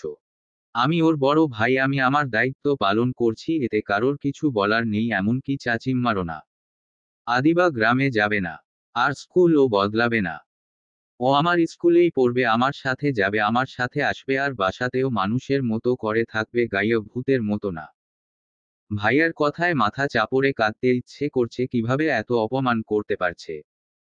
গ্রামে তো সবাই এমনভাবেই থাকে, তাই বলে এভাবে অপমান করতে হবে? না, এই গন্ডারের কাছে আমি থাকবো না, কিছুতেই না। কিন্তু ও যেভাবে বলল মা আমাকে কিছুতেই নিয়ে যাবে না, তবে শেষ একটা চেষ্টা করতেই হবে। আমি শতকরা 70 ভাগ নাম্বার পেয়েছি ভাইয়া, এর চেয়ে ভালো রেজাল্ট আমার দরকার নেই, আর আমি যেমন আছি তেমনই ভালো, বুঝেছো, আমি চলে যাব। কথা শেষ করার আগেই ভাইয়া হাত দিয়ে থামিয়ে দিয়ে বলল, অনেক বলেছিস আর না। রাতটা অনেক লম্বা, আগে রাতটা পার হোক, তারপর দেখা যাবে সকালে কে যায় আর কে থাকে। বলেই হন হন করে সেখান থেকে চলে গেল।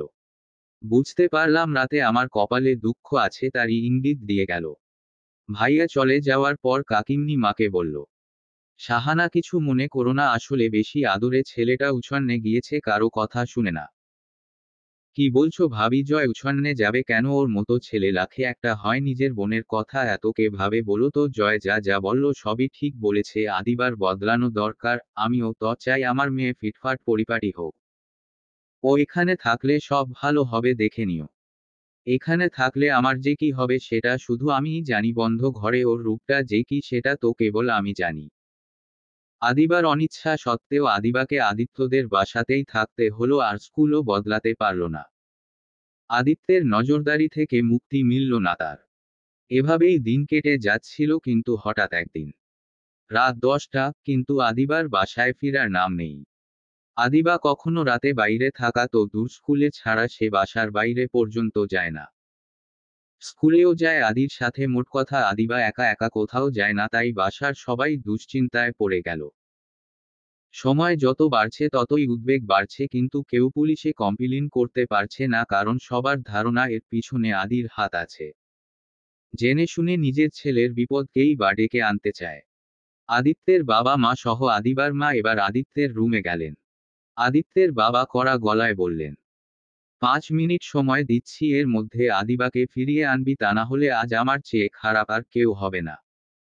বাবার কথা শুনে আদি গা ছাড়া ভাব নিয়ে জবাব দিল, আমি কি করে ফিরিয়ে আনবো? আমি জানি না কি ও কোথায়। আমাদেরকে কি তোর এতটাই বোকা মনে হয়? আদিবা হারিয়ে যাবে আর তুই শান্ত মনে বাসায় বসে থাকবি, এটাও বিশ্বাস করতে হবে। তুই যদি না জানতি আদিবা কোথায়, তাহলে এতক্ষণে সারা শহর মাথায় করে ফেলতি। আদিত্যের মা, এমনভাবে বলছো যেন আদিবা আমার প্রেয়সী, তার জন্য আমাকে দেওয়ানা হয়ে যেতে হবে। না, আমি সে কথা বলিনি, তুই যে পরিমাণ উশৃঙ্খল, তোকে না বলে বাইরে যাওয়ার অপরাধে তুই আদিবাকে আকাশ পাতাল খুঁজে নিয়ে আসতি আর তারপর শাস্তি দিতি, সেটা আমরা সবাই জানি। মা তুমি আজকাল একটু বেশি কথা বলো, আমি জানি না আদিবা কোথায়। আর এত চিন্তা করার কি আছে? সময় হলে নিজেই ফিরে আসবে। তোমরা এখন আমার রুম থেকে যাও, কাল আমার এক্সাম আছে, পড়তে হবে। আমরা কিন্তু পুলিশে যাব। যাও, মানা করেছে কে? পুলিশের কাছে গেলে প্রথম তোর নামটাই বলবো। এমনভাবে কথা বলছো যেন আমি একজন কিডন্যাপার ওকে কিডন্যাপ করেছি। মা ফালতু কথা বাদ দিয়ে যাও তো এখান থেকে, আমার আর ভালো লাগছে না এসব। আদিত্য সবাইকে বের করে দিয়ে দরজা লাগিয়ে দিল। সবার নির্ঘুম একটা রাত কাটালো, সারা রাতেও আদিবা বাসায় ফিরেনি। ভোরবেলা বাসার কাজের মহিলা দৌড়াতে দৌড়তে বাসার ছাদ থেকে নিচে নেমে আসল। খালুজন জলদি ছাদে চলেন, আদিবা আফামনি ওখানে অজ্ঞান হয়ে পড়ে আছে। কথাটা শোনামাত্র সবাই ছুটল ছাদের দিকে। ছাদে গিয়ে সবার চোখ চড়ক, গাছ সত্যিই আদিবা পড়ে আছে। হাত পা বাঁধা, মুখেও টেপ লাগানো। আদিবার মা নিচে বসে আদিবার মাথা কোলে নিয়ে চোখের জল ছেড়ে দিলেন। আদিত্যের বাবা তাড়াতাড়ি আদিবাকে ঘরে নিয়ে এসে চোখে মুখে পানি দিলেন। কিছুক্ষণ পর আদিবার জ্ঞান ফিরল, কিন্তু তার চোখ মুখে ভয়ে ছাপ। সে তার মাকে জড়িয়ে ধরে হাউমাউ করে কাঁদতে শুরু করল। আদিবা শান্ত করার জন্য আদির বাবা বললেন, তোর এই অবস্থা কে করেছে আদিবা?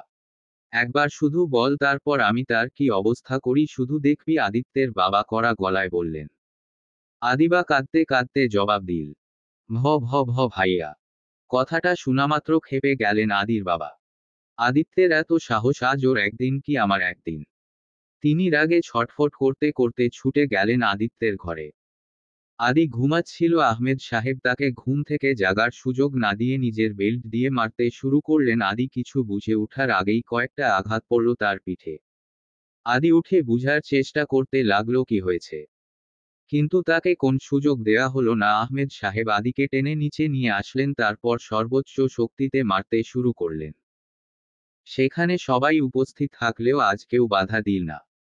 সবচেয়ে আশ্চর্যের বিষয় আদিত্য নিজেও বাধা দিচ্ছে না, তাকে দেখে মনে হচ্ছে সে যেন আগে থেকেই জানতো তাকে এভাবে মারা হবে, তাই চুপচাপ দাঁড়িয়ে মার খাচ্ছে। আহমেদ সাহেব মারতে মারতে হাঁফিয়ে উঠলেন, আদিকে ছেড়ে দিয়ে বলতে লাগলেন, তোর মতো ছেলে জন্ম দেওয়াটাই আমাদের অন্যায় হয়েছে। এমন ছেলে থাকার চেয়ে না থাকাই ভালো ছিল। আদিত্যের বাবাকে শান্ত করার জন্য তার মা আর আদিবার মা এগিয়ে আসলেন। ভাইজান, আপনি শান্ত হন, এমন উত্তেজিত হলে আপনার শরীর খারাপ হবে। শাহানা ঠিকই বলেছে, তুমি শান্ত হও। আদিত্যের মা, কোন পাপে এমন ছেলে জন্ম দিয়েছিলাম বলতে পারো রুবিনা? ইচ্ছে করছে মেরে টুকরো টুকরো করে নদীতে ভাসিয়ে দেই। ভাইজান, আদিত্য ছেলে হিসেবে খারাপ নয়, সমস্যাটা হচ্ছে ও আদিবাকে সহ্য করতে পারে না, আর আদিবাও অনেক উল্টা পাল্টা কাজ করব, তাই আমি বলি কি আদিবাকে নিয়ে গ্রামে ফিরে যাই। তাহলে আর কোন সমস্যা থাকবে না। দয়া করে আপনারা আমাকে আর বাধা দিবেন না। প্রশ্নই উঠে না, আদিবা কোথাও যাবে না। কারো যদি যেতে হয় আদি যাবে। এই বাসায় ওর আর কোন জায়গা নেই। এই কুলাঙ্গার বেরিয়ে যা। আদিত্য এবারেও কোন জবাব দিল না, শুধু রক্তবর্ণ চোখে আদিবার দিকে একবার তাকালো। আদিবা ভীত হরিণীর মতো চুপসে গেল। ভাইজান, আমি রাগের মাথায় কিছু বলছি না। আপনার নিজের সংসার আছে, তার উপর আমাদের সংসারটাও আপনাকেই দেখতে হয়। এত কিছুর পর চারজনকে ভালো স্কুলে পড়ানো অনেক টাকার ব্যাপার, তাই আমি ভাবছি আদিবার বিয়ে দিয়ে দিব। কথাটা শুনে উপস্থিত সবাই সম্ভিত হয়ে গেল। আদিত্যের মা অবাক কণ্ঠে বললেন, তুমি কি পাগল হয়ে গেছো শাহানা? কি সব বলছো? আমি যা বলছি ভেবেই বলছি, ভাবি আদিবার বিয়ের বয়স না হলেও ও আর ছোট নেই। আগের দিনে মেয়েদের এই বয়সেই বিয়ে হতো। তাছাড়া গ্রামে এখনো হয়। এখানে আসার আগে চেয়ারম্যানের ছেলে ওকে পছন্দ করে প্রস্তাব দিয়েছিল। ভাবছি গ্রামে গিয়ে কথাটা এগুবো। কিন্তু, কোন কিন্তু না, মেয়েদের এত পড়াশোনার দরকার কি? এত পড়ে কি হবে? বিয়ের পর জামাই পড়ালে পড়বে, না পড়ালে সংসার করবে। আদি এতক্ষণ কিছু না বললেও শরীরের আঘাতগুলো ক্রমেই যন্ত্রণাদায়ক হয়ে উঠছে। জায়গায় জায়গায় রক্ত নীলচে রং ধারণ করছে। হঠাৎ করেই সে সবাইকে অবাক করে দিয়ে নিচে বসে সশব্দে কেঁদে উঠল। উপস্থিত সবাই চরম অবাক হলো, কারণ আদিকে কেউ কখনো কাঁদতে দেখেনি, যত যাই হয়ে যাক সে কাঁদে না। এই বয়সী কোন ছেলেই সহজে কাঁদে না, তার মানে কি আঘাতগুলো অসহনীয় হয়ে উঠেছে?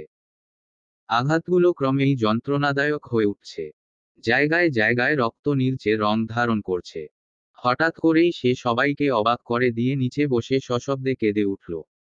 উপস্থিত সবাই চরম অবাক হলো, কারণ আদিকে কেউ কখনো কাঁদতে দেখেনি, যত যাই হয়ে যাক সে কাঁদে না। এই বয়সী কোন ছেলেই সহজে কাঁদে না, তার মানে কি আঘাতগুলো অসহনীয় হয়ে উঠেছে? আদির মা নিজেকে ধরে রাখতে পারলেন না, ছুটে গেলেন ছেলের কাছে। হাজার হোক একমাত্র ছেলে বলে কথা। বাবা, বেশি ব্যথা করছে। হাসপাতালে যাবি? আদি কোন উত্তর দিল না, চোখ মুছে নিজের মাকে একবার জড়িয়ে ধরল, তারপর উঠে বাসার মেইন দরজার দিকে হাঁটা দিল। পিছন থেকে তার মা বলে উঠলেন, কোথায় যাচ্ছিস? আদি উত্তর দিল না। আদির বাবা বলে উঠলেন, আদিক্ষেতা বন্ধ করো রুবিনা, এইটুকু ওর পাওনা, ভুলে যেও না ও কি করেছে। বেরিয়ে যা এখনই। আদি আস্তে আস্তে দৃষ্টি সীমার বাইরে চলে গেল।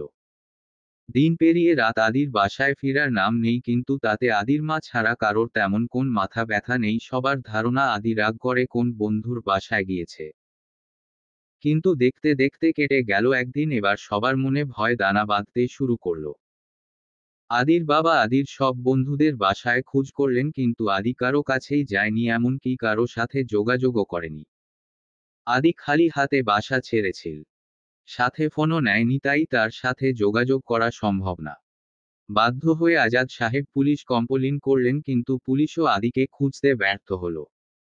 হাসপাতাল থেকে শুরু করে অলিগলি সব জায়গায় খোঁজ করা শেষ, কেটে গেছে 2 দিন। আদির মার পাগলপ্রায় অবস্থা, তিনি কিছুতেই একমাত্র ছেলেকে হারানোর শোক সহ্য করতে পারছেন না। রুবিনা, তুমি শান্ত হও। আদি আমাদের ছেড়ে কোথাও যেতে পারে না, দেখবে নিজেই ফিরে আসবে। হয়তো আমাদের উপর রেগে আছে, তাই লুকিয়ে আছে। আদিত্যের বাবা, চুপ করো। তুমি একজন খুনি, তুমি এক মায়ের কোল খালি করে ছেলেকে কেড়ে নিয়েছো। না জানি ছেলেটা রাগের মাথায় কি অঘটন ঘটিয়েছে। বাবুরে, তুই কোথায়? এভাবে মাকে ছেড়ে যাস না, ফিরে আয় প্লিজ। একবার শুধু ফিরে আয়, মা তোর গায়ে হাত তোলা তো দূর, তোর দিকে কাউকে তাকাতেও দিব না। বলতে বলতে আহজারি করতে লাগলেন রুবিনা বেগম। কিন্তু তার আহাজারি আদির কানে পৌঁছাল না। দেখতে দেখতে কেটে গেল দিন থেকে মাস। শুরু হলো আদিত্যের মাধ্যমিক পরীক্ষা, কিন্তু আদি ফিরল না। আদি যতই রেগে থাকুক, পরীক্ষা মিস দেয়ার ছেলে সে না।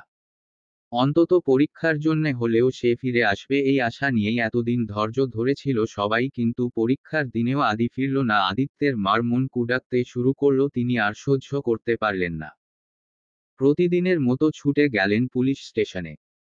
ম্যাডাম, আপনাকে প্রতিদিনই বলি আপনাদের এভাবে পুলিশ স্টেশনে আসার দরকার নেই, আমরা আদির খোঁজ পেলে আমরা নিজেরাই আপনাদের জানিয়ে দিব। অফিসার, কিন্তু এতদিন হয়ে গেল আপনারা খোঁজ পেলেন না কেন?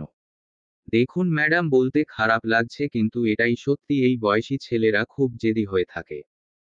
জেদের জন্য ঠিক ভুল বুঝতে পারে না, ফলে দুর্ঘটনা ঘটিয়ে ফেলে।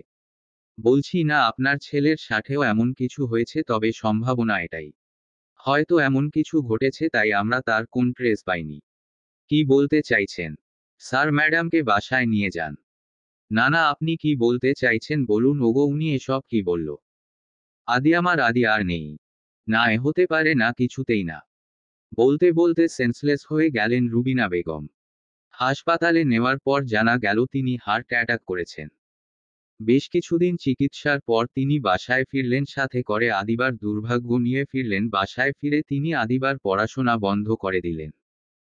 আদির নিখোঁজ হওয়ার সমস্ত দায় চাপল আদিবার ঘাড়ে। আস্তে আস্তে সবার দুশমন হয়ে উঠল সে। আদির বাবা মা কেউই যেন আদিবাকে দুচোখে সহ্য করতে পারে না। এমনকি আদিবার মাও না। সবাই সব সময় বলে আদিবা যদি আদির কথা শুনে চলতো তাহলে নাকি এমন কিছু ঘটত না। দেখতে দেখতে কেটেছে 6 বছর, আদি এখন সবার কাছে মৃত। আদিবার জীবনেও এসেছে আমূল পরিবর্তন, যেখানে তার এই ছোট বোন সাদিয়া বলার সাথে সাথে সব পেয়ে যায়, সেখানে আদিবার প্রয়োজনীয় কিছু চাওয়াও সুসাধ্য। অরিন সাদিয়া এখন ভালো ভার্সিটিতে পড়ে, আর আদিবা কোনোমতে মাধ্যমিক পাশ করেছিল, তার পক্ষে কলেজে পা রাখা সম্ভব হয়ে ওঠেনি। কারণ রুবিনা বেগম চাননি আদিবা পড়াশোনা করুক। আদিবা যাই করে তাই অন্যায় বলে পরিগণিত হয়। বাসার সমস্ত কাজ তাকেই করতে হয়, তারপরেও কেউ তার সাথে ভালোভাবে কথা বলে না। আদিবা শেষ কবে বাসার বাইরে গিয়েছিল তার মনে পড়ে না। অন্যদিকে আহমেদ সাহেবের বয়স বেড়েছে, চাকরি থেকে অবসর নিয়েছেন। কিছুদিন আগে হঠাৎ করে আহমেদ সাহেব অসুস্থ হয়ে পড়েন, তাই তিনি অরিনের বিয়ে দেওয়ার সিদ্ধান্ত নিয়েছেন। আজ অরিনকে দেখতে আসার কথা, সবাই কাজে ব্যস্ত, হঠাৎ বাসার লাইন বেজে উঠল। রুবিনা বেগম রান্নাঘর থেকে ব্যস্ত গলায় বললেন, কানে কি তালা লাগানো? আদিবা, শুনতে পাচ্ছিস না ফোন বাজছে? নবাবজাদিকে না বললে কিছুই করতে পারেন না যৎসব। যা গিয়ে ফোনটা তুল, দেখ কে আসল। এখানে অরিন, সাদিয়া আরও অনেকেই থাকা সত্ত্বেও হুকুমটা আদিবাকে করা হলো, অথচ আদিবা বসে ছিল না, অন্য কাজে ব্যস্ত ছিল, তবুও এ বাসার সমস্ত কাজ তাকে করতে হবে, এটা অলিখিত নীতি হয়ে উঠেছে।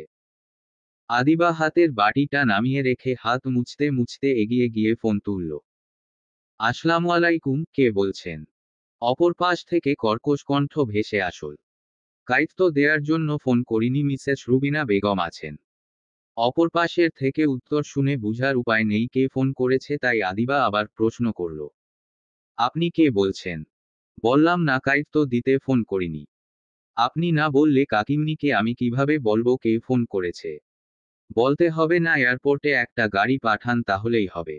বরের বাড়ির কেউ বলছেন? নামটা যদি বলতেন। আসলে আমি যদি গাড়ি পাঠানোর কথা বলি আমাকে সবাই প্রশ্ন করবে কার জন্য গাড়ি পাঠাচ্ছি। আদিত্য আহমেদ, কোন এককালে আমার নাম ছিল আদিত্য আহমেদ, কিন্তু এখন আর সেই নাম নেই। নামটা বদলেছে, আমি আদর চৌধুরী বলছি। রুবিনা বেগমকে নামটা বলুন, হয়তো চিনতে পারবে। নামটা শুনে আদিবার হাত থেকে ফোনটা পড়ে গেল। আদিবার সারা শরীর কেঁপে উঠল। সে নিজের কানকে বিশ্বাস করতে পারছে না। যারা মৃত্যুর জন্য সে এতদিন ধরে অসহনীয় যন্ত্রণা সহ্য করছে, সেই আদি বেঁচে আছে, এটা তার জন্য নতুন জীবন পাওয়ার মতো ঘটনা। নিজের অজান্তেই চোখ থেকে 2 ফোঁটা অশ্রুজল গড়িয়ে পড়ল। তবে এই অশ্রু মন খারাপের নয়, আনন্দের। রুবিনা বেগম রান্নাঘর থেকে চেঁচিয়ে উঠলেন, কি হলো, ফোনটা অমন ভাবে ফেলনি কেন? আর এমন সঙ্গের মতো দাঁড়িয়েই বা আছিস কেন? কে ফোন করেছিল? আদিবা বলতে চেয়েও বলতে পারছে না, সবকিছু যেন গুলিয়ে যাচ্ছে, তার হাত পা কাঁপছে। এমন আদিক্ষেতা করছিস কেন? আদিবা আমতা আমতা করে জবাব দিল। ক কাকিমনি ভাইয়া বেঁচে আছে। কি? আদি ভাইয়া বেঁচে আছে কাকিমনি, ভাইয়া বাসায় আসছে বলেই কেঁদে উঠল আদিবা। আদিবার কথা শুনে ঘরে উপস্থিত সবাই চমকে উঠল। রুবিনা বেগম দাঁড়িনো থেকে ধপাস করে মাটিতে বসে পড়লেন। আহমেদ সাহেব ছুটে আসলেন। তুই সত্যি বলছিস আদিবা? সত্যি বলছি ভাইয়া, এয়ারপোর্টে গাড়ি পাঠাতে বলেছে। শোনামাত্র আহমেদ সাহেব গলা ছাড়লেন। এই কে কোথায় আছিস? এয়ারপোর্টে এখনই গাড়ি পাঠা। না না, গাড়ি পাঠালে হবে না, আমি নিজেই যাব আমার ছেলেকে আনতে। বলতে বলতে তিনি যে অবস্থায় ছিলেন সেই অবস্থাতেই ছুটলেন এয়ারপোর্টে। রুবিনা বেগম নিজের ঘরে গিয়ে নামাজে বসে গেলেন। মুহূর্তেই বাসার পরিবেশ বদলে গেল। বাসায় যে বিয়ে ছিল সবাই যেন তা ভুলে গিয়েছে। সবার এখন একটাই লক্ষ্য, আর সেটা হলো আদি। সারা বাড়িতে আদিকে বরণ করার তোড়জোড় চলছে। রুবিনা বেগম ছেলের জন্য রান্না শুরু করেছেন। অরিন সাদিয়া আদির রুম গোছগাছ করছে। আজ প্রায় 6 বছর পর বাসায় ফিরছে আদিত্য। বাসার সবাই তাতে ভীষণ রকমের খুশি। প্রথম দিকে আদিবা খুশি থাকলেও সময় যত বাড়ছে আদিবার ভয়টা তত বাড়ছে। ভয়ে তার প্রায় নিঃশ্বাস প্রায় বন্ধের উপক্রম হয়েছে। হবেই বা না কেন, আজ থেকে 6 বছর আগে যে তার জন্যই বাসা ছেড়েছিল আদিত্য। সবাই জানে আদিকে তার বাবা মেরেছিল জন্য বাসা ছেড়ে চলে গিয়েছিল, কিন্তু একমাত্র আদিবা জানে আদি কেন সেদিন তাকে এমন শাস্তি দিয়েছিল আর কেনই বা বাসা ছেড়েছিল। আচ্ছা, এত বছর পরেও কি ভাইয়া সেদিনের ঘটনা মনে রেখেছে? ভাইয়ার হয়তো কিছুই মনে নেই। আমি শুধু শুধু ভয় পাচ্ছি। কিন্তু ভাইয়া যে রকম ছেলে, কোন কিছু ভুলার পাত্র সে না, আর যদি ভুলেই যেত তাহলে এতদিন পর বাসায় আসতো না, আরো আগে ফিরে আসত। আচ্ছা, ভাইয়া কি আগের মতোই আছে? সেই একরুখা যেদিন নাকি বদলেছে? কথার ধরন শুনে তো মনে হলো একটুও বদলায়নি। আদিবার ধ্যান ভেঙে অরিন চেঁচিয়ে উঠল। মা, দেখে যাও কে এসেছে। আদিবা চোখ তুলে তাকাতে রীতিমতো চোখ ধাঁধিয়ে উঠল তার। কি অসম্ভব রকমের সুন্দর চেহারা! কালো সিল্কি চুল, তির্যক দ্বিধারী তলোয়ারের মতো ভ্রু, সুতীক্ষ্ণ কালো চোখ, সাথে আর পাতলা লালচে ঠোঁট, সবকিছু যেন একদম মেপে মেপে বসানো। মানুষও এত সুন্দর হতে পারে? ছেলেটি ঘরে ঢুকেই চেঁচিয়ে উঠল। আমি যখন ফোন করেছিলাম ফোনটা কে ধরেছিল? এত বছর পর বাসায় ফিরে কোথায় সবাইকে ভালো মন্দ জিজ্ঞাস করবে তা না, এত রাগ নিয়ে ফোন রিসিভকারীকে খুঁজছে। কিন্তু কেন? কি এমন অন্যায় করেছে সে? নিজের অজান্তেই ভয়ে কুঁকড়ে গেল আদিবা। 6 বছর পর আদিত্য বাসায় পা রাখল। সবার মাঝে আদিত্যকে দেখার আকুল প্রয়াস, কিন্তু আদি কারো দিকে ফিরেও তাকায়নি, সোজা ঘরে ঢুকে সোফায় বসে পড়ল। যদিও তার আচরণে সবার মনক্ষুণ্ণ হওয়ার কথা, কিন্তু আকর্ষণীয় ভাবে তার দুদর্শন চেহারা সবার দৃষ্টি কাড়ছে। ধবধবে ফর্সা চেহারা, ছোট করে কাটা চুলের একাংশ কিছুটা লম্বা, যা কপালের উপর ছড়িয়ে আছে, যেন বেশ নিয়ম করেই এলোমেলো হয়েছে সিল্কি চুলগুলো। পরনে কুচকুচে কাল শুটের সাথে দুধ সাদা ফুল হাতা শার্ট। এক হাতে নামি ব্র্যান্ডের ঘড়ি। জুতো জোড়ার চকচকে ভাব দেখে যে কেউ বলে দিতে পারবে চামড়ার তৈরি। সার্বিক দিক বিবেচনা করলে বোঝা যায় আদিত্য বেশ আয়েসি জীবন যাপনে অবস্থ।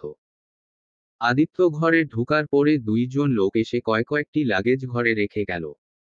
আদি চারদিকে চোখ বুলিয়ে সোফায় গা এলিয়ে দিল। রুবিনা বেগম নিজের ছেলেকে দেখে নিজেকে ধরে রাখতে পারলেন, জড়িয়ে ধরে কেঁদে ফেললেন। কিন্তু সেই কান্না আদিকে ছুতে পারল না। আদি এদিক ওদিক তাকিয়ে বেশ মুড নিয়ে বলল, বোনের বিয়ে, তাই মনে হলো আমার কিছু দায়িত্ব আছে আর সেটা পালন করতি এখানে আসা। তাই প্লিজ নাটক করবেন না। তুই এসব কি বলছিস বাবুনি? বাংলাতেই তো বললাম, অন্য কোন ভাষায় বলিনি। না বুঝার কি আছে? যাই হোক, এই বাসায় আমার একটা ঘর ছিল, সেটা কি এখনো আছে নাকি আমাকে হোটেলে যেতে হবে? বাবু, তুই এখনো রেগে আছিস? আমি রাগ করি না। রাগ করতে পারলে হয়তো ভালো হতো। আদির কথা শেষ হওয়ার আগে অরিন ছুটে গিয়ে আদির পায়ের কাছে বসে পড়ল। ভাইয়া, তুই এসেছিস ভাইয়া। আদি অরিনের দিকে তাকিয়ে মিষ্টি হাসল। আমার একমাত্র বোনের বিয়ে আমি না এসে পারি বল? কিন্তু তুই বোকার মতো কাঁদিছিস কেন? তুই আমাদের ছেড়ে আর যাবি না তো? মুডের উপর ডিপেন্ড করছে, যদি মনে হয় এখানে থাকা উচিত তাহলে থাকবো, না হলে চলে যাব। যাই হোক, সবাই কেমন আছো তোমরা? সবাই ভালো আছে, তুই আগে একটু বিশ্রাম নিয়ে নে, তারপর অনেক কথা বলবো। ঠিক বলেছিস। সবার জন্যে গিফট আছে, পরে এসে দিচ্ছি কেমন। বলে উঠে দাঁড়ালো আদি, পরনে থাকা কালো স্যুটটা খুলতে খুলতে বলল, আমার জানামতে আমাদের বাসায় একজন মহারানী আছেন, তা কথায় তিনি দেখতে পাচ্ছি না কেন? আদির কথায় কারোরই বুঝতে বাকি রইল না, সে আদিবার কথা জিজ্ঞাসা করছে। সবাই এদিক ওদিক তাকিয়ে আদিবাকে খুঁজতে লাগলো, কিন্তু আদিবা কোথাও নেই দেখে সবাই অবাক হলো। আদিত্য অরিনের দিকে তাকিয়ে চোখের ইশারায় আবারও প্রশ্ন করল, এখানেই তো ছিল ভাইয়া, এখন কোথায় যে গিয়েছে আমি এখনই দেখছি। উনি কি জানেন না আমি আসছি? যাই হোক, তাকে 1 মিনিটের মধ্যে আমার রুমে দেখতে চাই, বুঝেছিস? বলে হন হন করে নিজের ঘরের দিকে চলে আদিত্য। অরিন আদিবাকে খুঁজতে খুঁজতে রান্নাঘরের দিকে গিয়ে দেখল বাইরের কার্নিশে দাঁড়িয়ে আদিবা কাঁদছে। বুঝেও না বুঝার অভিনয় করে অরিন গিয়ে বলল, কিরে, এখানে দাঁড়িয়ে কি করছিস আদিবা? ভাইয়া এসেছে জানিস না? আদিবা তাড়াতাড়ি চোখ মুছে জবাব দিল, কিছু করছি না আপু। ভাইয়া তোকে ডাকছে, তাড়াতাড়ি যা। কিন্তু আপু? কোন কিন্তু না, তাড়াতাড়ি যা, ভাইয়াকে তো চিনিস, কথা না শুনলে।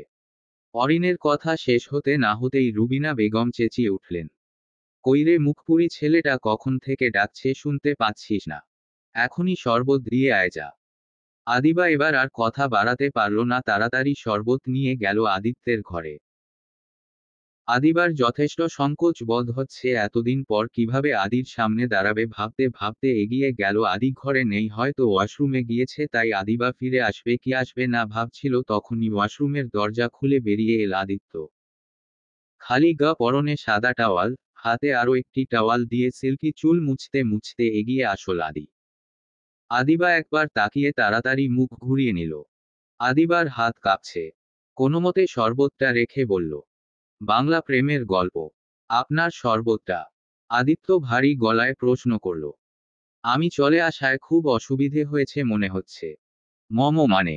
এত বড় ঘোমটা দিয়েছিস কোন দুঃখে? না মানে, আমি তোর মুখ দেখে ফেললে মুখে ফুসকা পড়বে।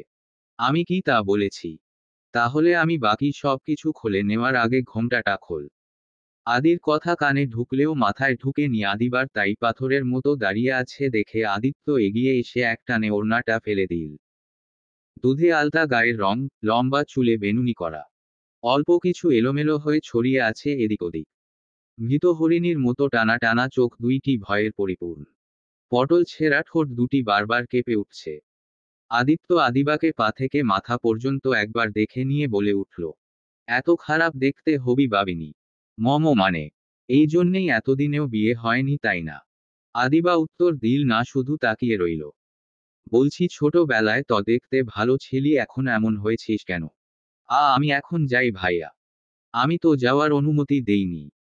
বলেই আদিত্য এক অসম্ভব কাণ্ড ঘটিয়ে বসল, হুট করে এসে আদিবাকে জড়িয়ে নিয়ে ঠোঁটে ঠোঁট মিশিয়ে দিল। আদিবা ছাড়া পাবার প্রচেষ্টা চালিয়ে ব্যর্থ হল।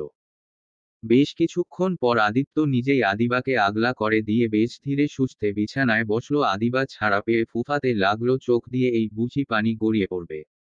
এতক্ষণ কোথায় ছিলি? আমি আসবো জানতি না? ধমক দিয়ে। আদিবা এবারেও চুপ, তবে চোখ দিয়ে যেন আগুন ঝরছে। আমার সাথে এমন ভাব নেওয়া যাবে না। তোর জীবনে এখন থেকে সেটাই ঘটবে যেটা আমি চাইবো, তাই এভাবে তাকাবি না। আপনি এত খারাপ হয়েছেন ভাবতেও পারছি না। খারাপের দেখেছিস কি, এত কেবল শুরু, তোর জন্য আরো অনেক কিছু অপেক্ষা করছে। আমি আসবো জানার পরেও তুই নিচে ছিলি না, তাই এটা তোর শাস্তি। আমি এখানেই ছিলাম। তাহলে ডেকে আনতে হলো কেন? নিজেকে কি ভাবিস তুই? আ ততলাতে হবে না, এখন থেকে আমার কথার বাইরে এক পা ফেলবি তো তোর কপালে দুঃখ আছে, যা লাগেজ থেকে কাপড় চোপড় বের করে দে। আদিবা কথা বাড়াল না, তাড়াতাড়ি লাগেজ নিয়ে বসলো, কিন্তু ভয়ের ছুটে কাপড় বের করার বদলে সব কাপড় এলোমেলো করছে। আদিত্য বসে বসে আদিবার কাণ্ড দেখছে আর মুচকি মুচকি হাসছে। যেন এতদিনের সব ইচ্ছে পূরণের সুযোগ পাচ্ছে সে। আদিবা, এই আদিবা কোথায় তুই? কখন থেকে ডাকছি, কথা কানে যায় না। আদিবা কাপড় বের করে দিয়ে 1 মিনিটও হয়নি নিচে এসেছে, এর মধ্যেই আদির গলা ভেসে আসল।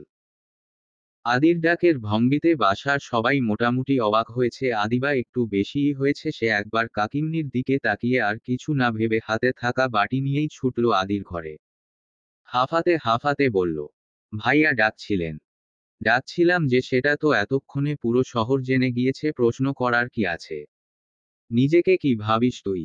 একটুও বদলাননি, একদম আগের মতোই আছেন। তাতে কি? তুই তো বদলেছিস। মানে? মানে কি সুন্দর আমার মুখের উপর কথা বলে যাচ্ছিস, একটুও বুক কাঁপছে না? যাই হোক, আমাকে আপনি করে বলা শুরু করলি কবে থেকে?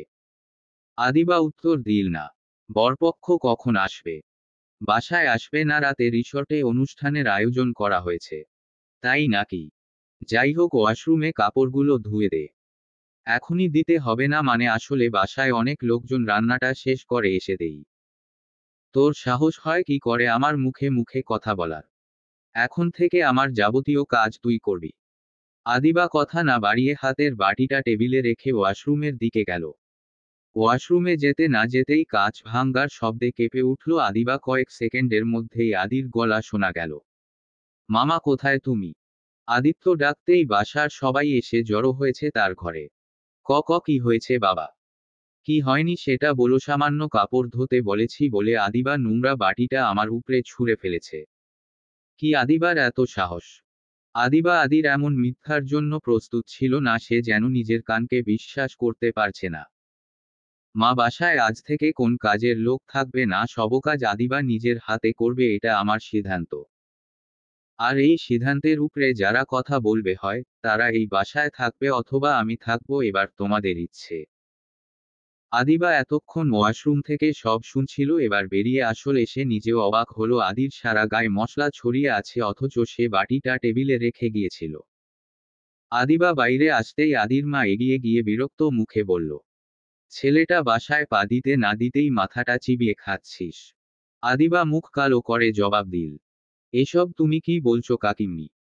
যা বলেছি সেটা না বুঝার মতো মেয়ে তুই না। একটা কথা কান খুলে শোনে নে, তোর জন্য আদির যদি কোন অসুবিধা হয় আমি কিন্তু মেনে নিব না, কিছুতেই না। আমি? আদিবার বাচ্চা একটাও কথা বলবি তো তোর কপালে দুঃখ আছে, বলে চেঁচিয়ে উঠল আদি। আদিবা চোখ উল্টে আদির দিকে তাকালো। আদিত্যের মা ভীষণ বিরক্তি নিয়ে বলল, এমন ভাব নিচ্ছিস যেন ভাজা মাছটা উল্টে খেতে জানিস না। আদিবা বুঝতে পারল এখানে কথা বলে কোন লাভ নেই, তাই উত্তর না দিয়ে আবারও ওয়াশরুমের দিকে পা বাড়াল। আদির মা রাগ নিয়ে গিয়ে আদিবার মায়ের সামনে দাঁড়ালো। শাহানা লক্ষণ ভালো দেখছি না, তোমার মেয়েকে সামলাও, আর কোন রকম ঝামেলা কিন্তু আমরা সহ্য করব না। শাহানা বেগমের অসহায় জবাব। ভাবি আদিবা হয়তো বুঝতে পারেনি, না বুঝে করে ফেলেছে। হ্যাঁ, তোমার মেয়ে তো কোন দোষেই করে না, সব দোষ আমার ছেলের। আমি তা বলিনি ভাবি, আমি আদিবাকে বুঝিয়ে বলবো। এবারের মতো ক্ষমা করে দাও আদি। বাবা তুই শার্টটা খুলে দে, আমি ধুয়ে দিচ্ছি। ছি ছি চাচিম্মা, কি সব বলছো? তোমার ধুতে হবে কেন? আর তুমি ক্ষমাই বা চাচ্ছ কেন? এখানে তোমাদের কারোর কোন দোষ নেই, দোষ যে করেছে তাকেই বুঝতে দাও। তোমার কাছে আমার একটাই চাওয়া, আদিবার ব্যাপারে আগলা দরদ দেখিও না, তাহলেই হবে। আমার সাথে ওর ঝামেলা আছে জানো তো, আমাদের ঝামেলা আমাদেরকেই মিটাতে দাও প্লিজ, তোমরা এখন যাও। আদিবা ওয়াশরুমে বসে ছিল, হুট করে সেখানে আদির আগমন ঘটল। আদিবা একরাশ বিরক্তি নিয়ে আদির দিয়ে তাকালো। কি হলো? সঙ্গের মতো তাকিয়ে আছিস কেন? আমার নামে মিথ্যা বললেন কেন? ইচ্ছে হয়েছে তাই? যখন যা ইচ্ছে হবে তাই করবেন। এখনো কি আগের মতো ছোট আছেন? তাহলে বলছিস বড়দের মতো আচরণ করা উচিত। আদিবা সুযোগ পেল না, তার আগেই আদি ওয়াশরুমের দরজা লক করে দিয়ে আদিবাকে আঁকড়ে ধরল। আদিবা অবাক হলো। কি করছেন এসব? বড়দের মতো আচরণ বলেই আদিবার ঘাড়ে মুখ ডুবাল। আদিবা এই অপমানটা নিতে পারল না, কোন মতে নিজেকে ছাড়িয়ে নিয়ে ঠাস করে আদির গালে থাপ্পড় বসিয়ে দিল। তাতে আদি কোন রকম রিয়েক্ট না করলো না, চুপচাপ গাল মুছে শাওয়ারের নিচে গিয়ে দাঁড়ালো। তারপর শার্ট খুলতে খুলতে আদিবার দিকে তাকালো।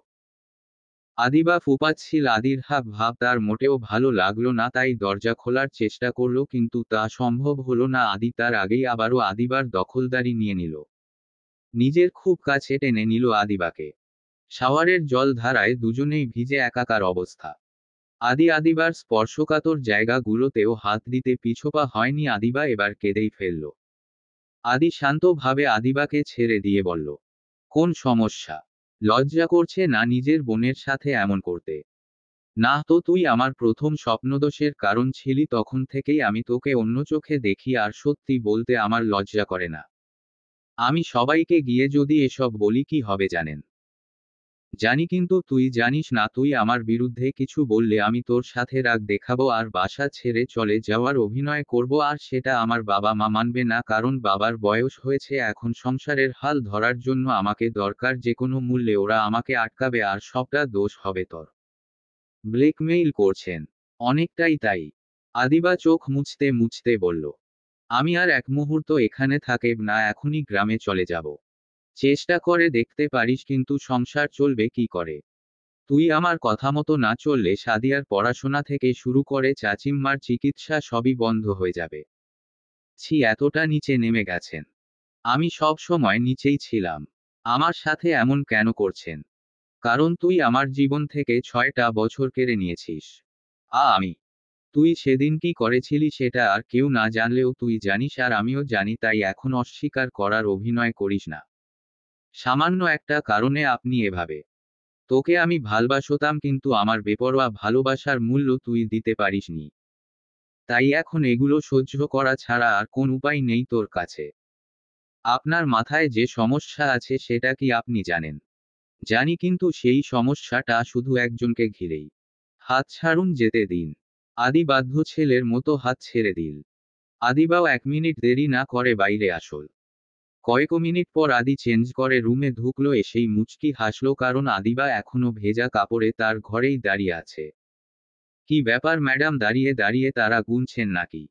আদিবার আগে ফুঁসতে ফুঁসতে বলল, আমি এই অবস্থায় বাইরে যাব কি করে? সবাই কি বলবে? এভাবে ভিজে আপনার ঘর থেকে যাচ্ছি কেন? জবাবে কি বলবো? আমি যে উত্তরটা বলবো তোর পছন্দ হবে না, তাই না বলি? যাই হোক, কোন রুমে থাকিস বল, আমি জামা এনে দিচ্ছি।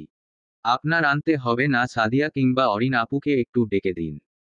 কোন উত্তর না দিয়ে বিছানায় বসে এসি চালিয়ে দিল। কি হলো এটা? দেখি কতক্ষণ ভেজা কাপড়ে থাকতে পারিস। মানে কি? মানেটা তো সহজ, আমি হেল্প করতে চাইলাম, তোর হেল্পের দরকার নেই। এখন হয় দাঁড়িয়ে থাক অথবা এভাবেই বাইরে যা। ঠিক আছে, এভাবেই যাব, তবুও আপনার কাছে সাহায্য চাইব না। এইটুকুনি মেয়ে অথচ রাগ আছে 16 আনা। দ্বারা এনে দিচ্ছি, সবাইকে শরীর দেখিয়ে বেড়াতে হবে না। বলে হন হন করে বেরিয়ে গেল। বাইরে এসে সাদিয়ার সাথে দেখা হলো। এই সাদিয়া শোন। ভাইয়া তুমি এখানে? কিছু লাগবে? আদিবা কোন ঘরে থাকে রে? কেন ভাইয়া? ও তো ঘরে নেই, ডেকে দিব? না লাগবে না, ও কি তোর সাথে ঘুমায়? না, একা ঘুমায়। বারান্দার পাশের ঘরে। আচ্ছা ঠিক আছে। আদিবার ঘরে ঢুকে একবার চোখ বুলিয়ে নিল, তারপর ড্রয়ার থেকে কাপড় নিয়ে নিজের ঘরে গেল। আদিত্য যেতে না যেতেই আদিবা কাপড় নিয়ে ওয়াশরুমে চলে গেল। বের হয়ে এদিক ওদিক কোন দিকে না তাকিয়ে সোজা এক দৌড়। মুখে শয়তানি হাসি ফুটে উঠল। পালিয়ে যাবি কোথায়? আজকের রাতটা তোর জন্য স্মরণীয় হয়ে থাকবে, শুধু আর একটু অপেক্ষা কর। বেশ কিছুক্ষণ পর নিচ থেকে শরগোলের আওয়াজ ভেসে আসল। তাতে বেশ বিরক্তই হলো। ঘুম ঘুম চোখে নিচে নেমে আসল। আসতেই অবাক হলো, কারণ তার ছোট চাচা, ছোট চাচি আর চাচাতো বোন জুই বিদেশ থেকে এসেছে। জুই আদিকে দেখেই ছুটে গিয়ে জড়িয়ে ধরল। কিছুটা হতভম্ব হলো, কিন্তু আদিবা রাগী চোখে তাকিয়ে আছে দেখে সেও জুইকে জড়িয়ে নিল। ভাইয়া, কত বছর পর তুমি আসলে এতদিন কোথায় ছিলে? অস্ট্রেলিয়া। ওমা তাই? কিভাবে গেলে? লম্বা কাহিনী অন্য সময় বলবো, এখন বল তুই কেমন আছিস? ভালো আছি, এখন একটু বেশিই ভালো আছি। চাচা চাচি তোমরা কেমন আছো? ভালো আছি বাবা, তুই ফিরে এসেছিস জেনে আরো ভালো লাগছে। জুই, গিয়ে ফ্রেশ হয়ে আয়, তোদের জন্য গিফট আছে। নিয়ে নিস, এখন ফ্রেশ হয়ে নে। বলে হাঁটতে হাঁটতে বলল, আদিবা আমার সাথে ঘরে আয় তো। আদিবা কথাটা শুনেও না শোনার ভান করলো। ঘরে গিয়ে চেঁচিয়ে উঠল। এবার আদিবা বাধ্য হয়েই উপড়ে গেল। কি হয়েছে, এভাবে ডাকছেন কেন? কাইফ তো দিতে হবে। আপনি যে কয়ফত দিবেন না সেটা আমি ভালো করেই জানি, কিন্তু বাসা ভর্তি লোকজন সবাই কি ভাবছে? কি ভাবছে? ভাবছে আমি আপনার মাথা চিবিয়ে খাচ্ছি। সে তো জন্মের পর থেকেই খাচ্ছি, সে আর নতুন কি। আপনি বেশি কথা ভালো লাগে না লাগে যে জিনিসপত্র আছে বের করে সবাইকে এক এক করে দিতে হবে। গিফট আপনি এনেছেন, আপনি দিবেন, আমাকে বলছেন কেন? আদিবার বাচ্চা তুই কিন্তু বাড়াবাড়ি রকমের কথা শিখেছিস। আর একটাও কথা না বলে যা বললাম তাই কর। আদিত্য এক হাতে লাগেজ অন্য হাতে আদিবাকে ধরে নিচে গেল, তারপর আদিবাকে হুকুম করল সবাইকে জিনিসপত্রগুলো দিতে। আদিবা একে একে সবাইকে জিনিসপত্র দিচ্ছে। এক ফাঁকে আদিত্য বলল, মা অরিনের বিয়ে কবে? কেবল তো আংটি পরানো হবে, তারপর ডেট ফিক্সড হবে। আমি বেশি দিন থাকবো না, তাই বিয়েটা তাড়াতাড়ি দিতে হবে। মানে কি, তুই আবার চলে যাবি? আমি এখানে থাকতে আসিনি, যেতে তো হবেই। যাই হোক, আদিবা জুইকে ডেকে আনতো, ওর জন্য কিছু স্পেশাল গিফট আছে। জুইয়ের ব্যাপারে আগ্রহ দেখানোটা বোধ হয় আদিবার পছন্দ হয়নি, তাই জিনিসপত্র ছেড়ে উঠে বলল, নিজে ডেকে আনতে পারেন না? চাচিম্মা দেখেছো, ভালো কথা বললেও তোমার মেয়ে কেমন আচরণ করে। আদিবা বড় ভাইয়ের সাথে এভাবে কেউ কথা বলে? যা এখনই জুইকে ডেকে আনো। থাক, যেতে হবে না। ওদিকে সাদিয়া আর জুইয়ের জন্য ড্রেস, চকলেট, কসমেটিক আছে, সাদিয়ার গুলো দিয়ে বাকিগুলো জুইয়ের জন্য গুছিয়ে রাখো, ফ্রেশ হয়ে এসে নিয়ে যাবে। অনিচ্ছা সত্ত্বেও আদিবা আদির কথা মতো সব করল। কিন্তু অবাক করা বিষয়, আদি সবার জন্য গিফট আনলেও আদিবার জন্যে আনেনি। আদিবার তাতে বেশ খারাপই লেগেছে, কিন্তু মুখ ফুটে বলতে পারল না। দেখতে দেখতে বিকেল গড়িয়ে সন্ধ্যা হয়ে এসেছে, সবাই রিসর্টে যাওয়ার প্রস্তুতি নিচ্ছে যথারীতি। আদিবাও রেডি হয়েছে। আদিত্য রেডি হয়ে নিচে নামতে নামতে আদিবার দিকে তাকালো। আদিবা হালকা গোলাপি শাড়ির সাথে সাদা ফুল হাতা ব্লাউজ পরেছে, কোমর ছাড়িয়ে পরা খোলা চুলে গুছিয়ে সাদা রজনীমালা, কানে দুল, গোলাপি চুড়ি আর ঘন কাজলে সাজিয়ে চোখ দুটি। সব মিলে অপ্সরী লাগছে তাকে, যেন সদ্য ফুটে ওঠা বনফুল, যার উপর থেকে চোখ ফিরিয়ে নেওয়া কষ্টকর। অন্যদিকে সাদামাটা একটা কালো টি শার্টে কি অপরূপ লাগছে আদিকে। যদিও সাজগোজের বাহার নেই, কিন্তু তার নজর কাড়া হাসি, পরিপাটি পোশাক, গোছানো চুল তার ব্যক্তিত্ব প্রকাশ করে চলেছে। বাসার সবার দৃষ্টি এখন তার দিকেই। আদিত্য নিচে আসতেই জুই বলে উঠল, উফো ভাইয়া, তুমি কত হ্যান্ডসাম হয়ে গেছো, তোমার উপর থেকে চোখ সরানোই দেয়।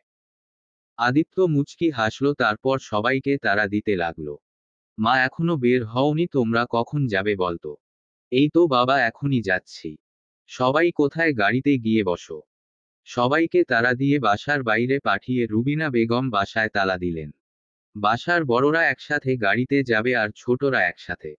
আদিত্য বড়দের গাড়িতে তুলে দিয়ে পাঠিয়ে দিল। অন্য গাড়ি সে নিজেই ড্রাইভ করবে। গাড়িতে অরিন, সাদিয়া, জুই সহ আরও কিছু আত্মীয় স্বজন আছে। সবার মাঝে আদিবাও আছে, সে অরিনের পাশে বসেছে। সব ঠিকঠাকই ছিল, কিন্তু আদি গাড়িতে উঠেই হুট করে রেগে গেল। হন্তদন্ত হয়ে গাড়ি থেকে নেমে আদিবার পাশের দরজা সজোরে খুলে দিল। আদির কাণ্ডে উপস্থিত সবাই বিব্রত হয়েছে, কিন্তু আদিবা একটু কিছুটা ভয় পেয়েছে। আদিবা প্রশ্ন করতে যাবে তার আগেই, তুই এখানে কি করছিস? আদিবার দিকে তাকিয়ে কর্কশ কণ্ঠে প্রশ্নটা করেছে আদিত্য। আমি মানেটা তো আমিও জানতে যাচ্ছি, তুই কোথায় যাচ্ছিস? আদির প্রশ্নে অবাক হলো আদিবা, কিন্তু কিছু বলতে পারল না। আদিবার অবস্থা দেখে অরিন বলল, ছোটরা সবাই একসাথে যাব, তাই আদিবাও আমাদের সাথে এসেছে। অরিন, একটা কথা শুনে নে, আদিবা যদি তোর সাথে যায় তাহলে আমি যাব না। তুই এসব কি বলছিস ভাইয়া? সোজা কথা, আমি সোজা ভাবেই বলি, ড্রাইভার ডেকে দিচ্ছি, তোরা চলে যা। ভাইয়া, তাই কখনো হয় নাকি তুই না গেলে? বলেই আদিবার দিকে তাকালো সবাই। আদিবা বুঝতে পারল তার এখান থেকে চলে যাওয়া উচিত, তাই প্রতিবাদ জানালো না, নেমে দাঁড়ালো। আদিও কিছু বলল না, গাড়ি স্টার্ট দিয়ে বেরিয়ে গেল। আদির এমন অদ্ভুত আচরণে আদিবা কষ্ট পেয়েছে নাকি অবাক হয়েছে সে বুঝার চেষ্টা করছিল। তখন মনে হলো যত যাই হোক, অরিনের বিয়েতে কোন রকম গন্ডগোল করা উচিত হবে না, তাই ঘরে ফিরে যাবে ভাবছিল, কিন্তু ফিরে এসে আরও একটা ধাক্কা খেল, দরজার ঝুলছে মস্তবর তালা। সে এখন ঘরে যাবে কি করে? কাউকে ফোন করে বলবে সেই উপাও নেই, কারণ তার নিজস্ব কোন ফোন নেই। চারদিকে শুনশান নীরবতা। দেখতে দেখতে রাত বাড়তে লাগলো। আদিবার বেশ ভয় লাগছে, কিন্তু কিছু করার নেই। আদিবা কোন উপায় না দেখে সে তার ছোটবেলার বান্ধবীর বাসায় চলে গেল, কারণ একা একা এই অন্ধকারে বসে থাকা তার পক্ষে সম্ভব না। আনুমানিক রাত 12টার দিকে সবাই ফিরল। আদির পা দরজার তালা খুলছেন দেখে আদির মেজাজ খারাপ হয়ে গেল। মা, তুমি বাসায় তালা দিয়ে গিয়েছিলে? হ্যাঁ, কিন্তু কেন? আদিবা। তাহলে আদিবা কোথায়? তাই তো, ও তো অনুষ্ঠানেও যায়নি। আদি আর কিছু না বলে বেরিয়ে পড়ল, আশেপাশে খুঁজতে লাগলো। আজ একবার তোকে পাই, তারপর বুঝাব মজা। তখনই আদির ফোন আসল, আর তার মা বলল আদিবা ফোন করে বলেছে সে তার বান্ধবীর বাসায় গিয়েছে, আজ ফিরবে না। কি হো? কোন বান্ধবী? আদির মা নাম বললেন। ঠিক আছে, বাসার ফোন নাম্বারটা দাও তো মা, ওর বাড়ির বাইরে থাকার মজা আমি দেখাচ্ছি। ঘড়িতে 12টা বেজে 34 মিনিট সশব্দে বেজে উঠল কলিং বেল। আদিবা নিশ্চিন্তে ঘুমাচ্ছিল, কিন্তু তার বান্ধবী তার ঘুম ভেঙে বলল তাকে নিতে তার ভাই এসেছে। আদিবা ঘুম ঘুম চোখে প্রশ্ন করল, ভাই? কোন ভাই? আদিত্য। নামটা শোনামাত্র আদিবার চোখের ঘুম উধাও হয়ে গেল। তাড়াতাড়ি নিচে নামল। আদি নিচে বসে আছে, চোখে মুখে যেন আগুন ঝরছে। আদিবা এসে দাঁড়াতেই আদিত্য বলে উঠল, আন্টি আমরা তাহলে যাই। আদিবা আজ রাতটা থেকে গেলেই তো পারতো, শুধু শুধু কষ্ট করে আসলে। আন্টি আসলে বাসায় বিয়ে তো, অনেক লোকজন, তাই রাতেই যেতে হবে। আচ্ছা তাহলে নিয়ে যাও, সাবধানে যেও। আদিত্য সামনে সামনে হাঁটছে, আদিবা তার পিছন পিছন। এটা ফয়সালদের বাসা না? তিন্নি মানে তোর বান্ধবী তো ফয়সালেরই বোন, তাই না? আদিবা উত্তর দিল না। সাহস কি করে হলো অন্য বাড়িতে রাত কাটানোর সিদ্ধান্ত নেওয়ার? আমি যখন দেশে ছিলাম না তখন এসবেই করে বেরিয়েছিস, তাই না? আদি সারা রাস্তা আদিবাকে ধমকাতে ধমকাতে নিয়ে আসল। আদিবার চোখ ফেটে কান্না পাচ্ছে, কিন্তু মায়ের অসহায়তার কথা ভেবে কারো কাছে অভিযোগ করল না, চুপচাপ নিজের ঘরে গিয়ে জামা কাপড় চেঞ্জ করে নিল। তখনই কানে আসল তার মায়ের ডাক, ভিতরটা ধক করে উঠল। অনুষ্ঠানে কেন যায়নি মা প্রশ্ন করলে কি উত্তর দিবে সে? কিন্তু মায়ের কাছে গিয়ে বুঝতে পারল সে অনুষ্ঠানে গিয়েছে কি যায়নি তাতে তার কিছু যায় আসেনি, তিনি আদিবাকে অন্য কারণে ডেকেছেন। মা ডাকছিলে। আদিবা শোন, জুই আজকে তোর সাথে ঘুমাবে।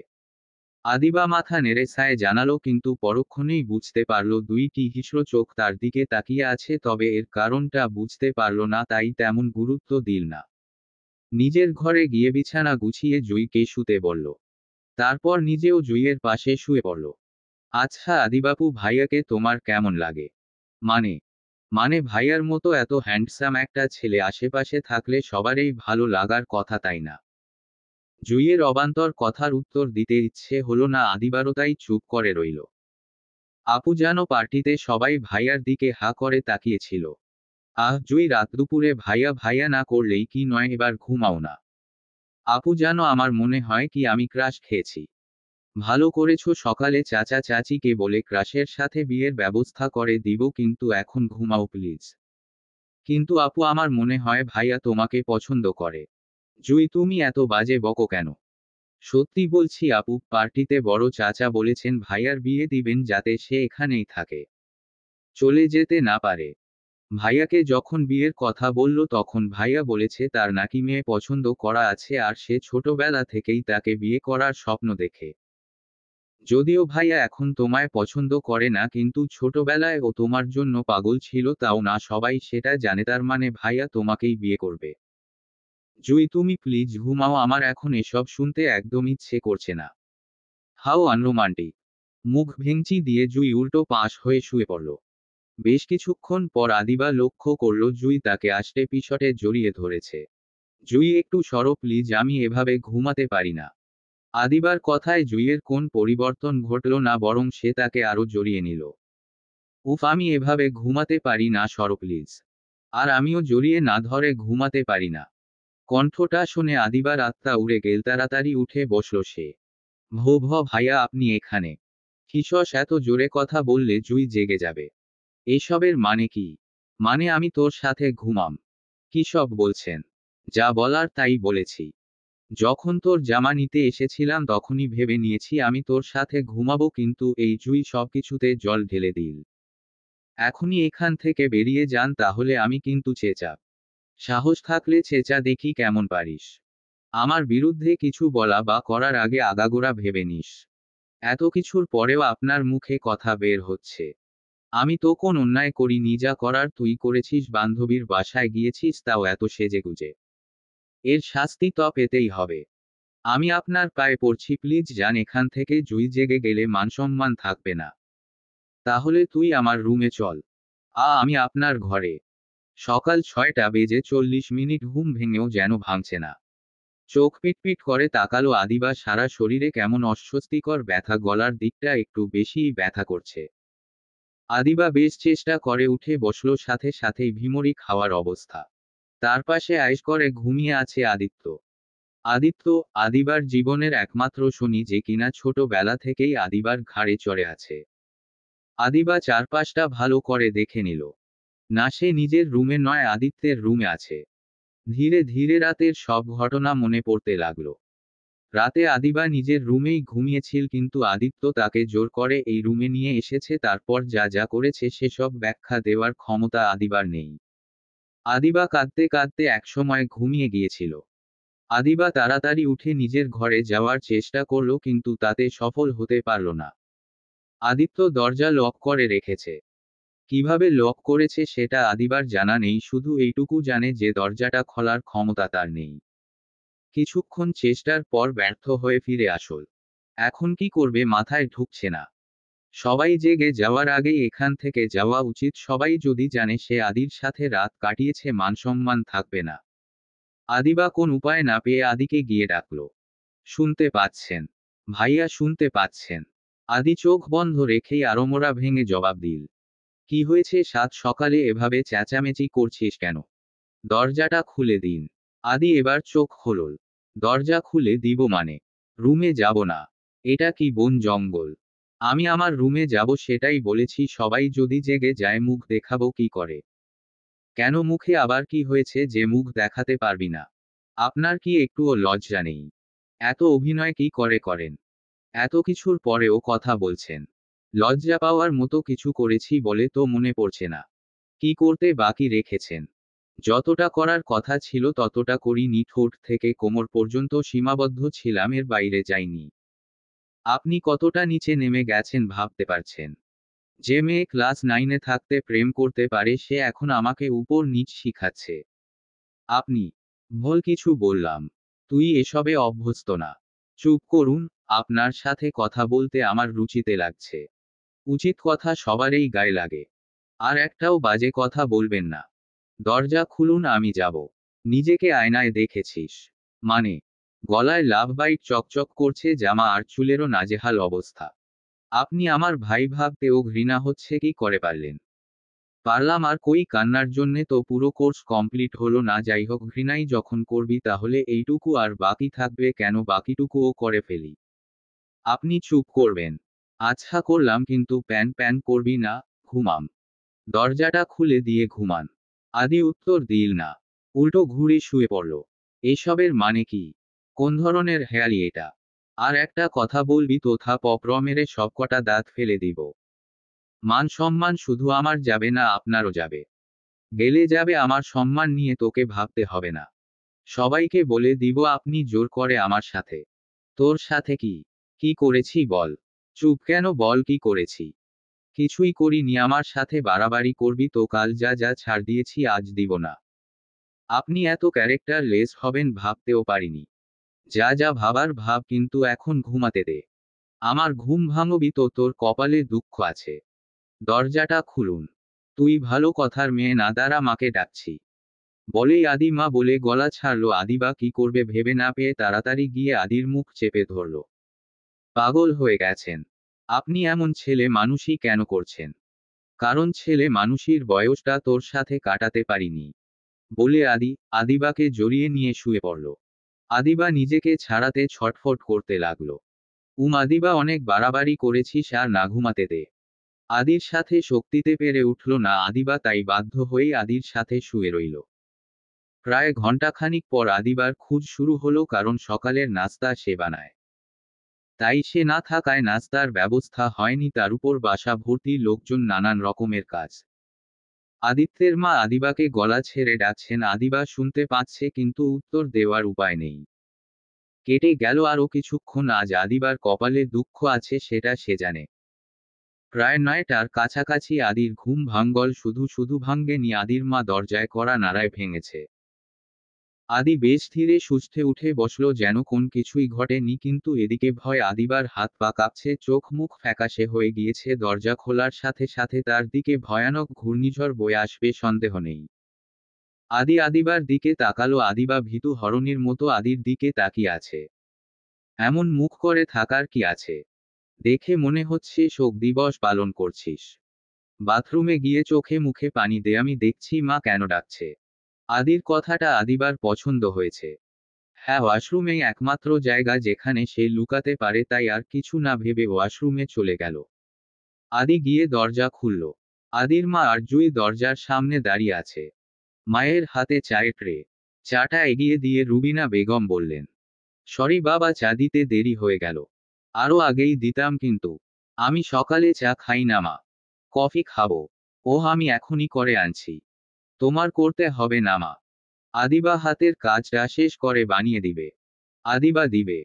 হ্যাঁ, ওয়াশরুমে আমার কাপড় ধুচ্ছে, কাল ধোয়ার কথা ছিল কিন্তু ধুয়েনি, তাই সকালে ধুচ্ছে। কাপড় ধুয়ে কফি বানাবে। ওমা তাই? ও এখানে আর আমরা ওকে খুঁজে হয়রান হয়ে যাচ্ছিলাম। কেন, খোঁজাখুঁজির কি আছে? ও ছোট বাচ্চা না যে হারিয়ে যাবে। না মানে সকালে নাস্তাও বানায় তাই। কিন্তু ও তো ব্যস্ত। আজ অন্য কাউকে বলো নাস্তা বানাতে। রুবিনা বেগম আর কিছু না বলে বেরিয়ে গেলেন, সাথে জুই। ও কিছু দূর গিয়ে জুই বলতে শুরু করলো, কাকিমনি কি বলতো, আমার কি মনে হয় আদি ভাইয়া এখনো আদিবাপুকে ভালোবাসে আর ওকেই বিয়েই করবে। অসম্ভব, এ কিছুতেই হতে পারে না। কিন্তু ওর হাবভাবে তো এমনটাই মনে হয়। আদি অন্য যাকেই পছন্দ করুক, আমরা মেনে নিব, কিন্তু আদিবাকে কিছুতেই না। কেন আদিবাপুকে না কেন? আদিবার জন্য আমরা অনেক বছর আদিত্যকে কাছে পাইনি, আমি চাই না আবারও এমন কিছু ঘটুক। যে করেই হোক আদিবাকে আদিত্যের জীবন থেকে বিদায় করতে হবে। আমি আজকেই এর একটা বিহিত করব। এদিকে রুবিনা বেগম চলে যাওয়ার পর আদিত্য বলল, ম্যাডাম বাইরে আসতে পারেন, মা চলে গেছে। আদিবা বাইরে আসল, তারপর ফ্যালফ্যাল করে তাকালো আদির দিকে। আগেই তো বলেছিলাম ভয় পাওয়ার কিছু নেই, যেটা সামলাতে পারবো না সেই কাজ আমি করি না। এখন নিচে যা, আমার জন্য কফি নিয়ে আয়। আদিবা কথা বাড়াল না, চলে যেতে চাইল। এই দ্বারা চুল ঠিক করে গলা ঢেকে, তারপর যার রাতের ব্যাপারে কাউকে কিছু বলবি না। আদিবা মাথা নাড়ল, তারপর ওড়না দিয়ে ভালো করে গলা ঢেকে চুল ঠিক করে নিচে গেল। আদিবা নিচে যাবার কিছুক্ষণ পরেই আদি নিচে নেমে আসল। এসেই টেবিলে বসলো, বাকিরাও আছে। আদিবা রান্নাঘরে কফি বানাচ্ছে, কাজের মহিলা আর রুবিনা বেগম নাস্তা।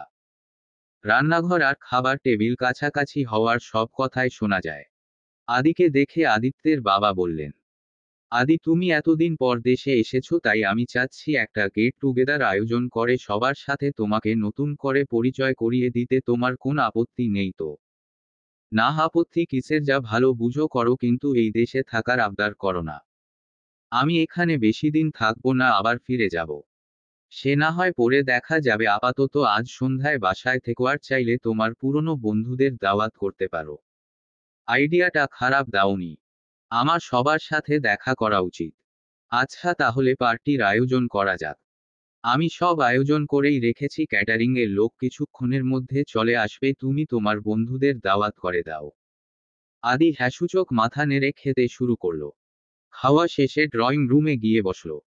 তারপর সব পুরনো বন্ধুদের ফোন করে দাওয়াত দিতে শুরু করলো। আর আদির বাবা আত্মীয়দের দাওয়াত দিচ্ছেন। এর মধ্যে আদিবা কফি নিয়ে এসে আদিত্যের সামনে রাখল। হঠাৎ করে আদিবাকে দেখে থেমে গেল।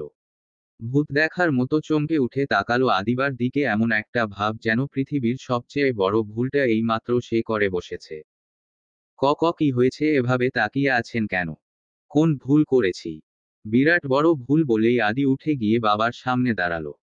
বাবা, পার্টি বাসায় না করে অন্য কোথাও করা যায় না? কিন্তু সবাইকে তো বাসার কথা বলে দিয়েছি।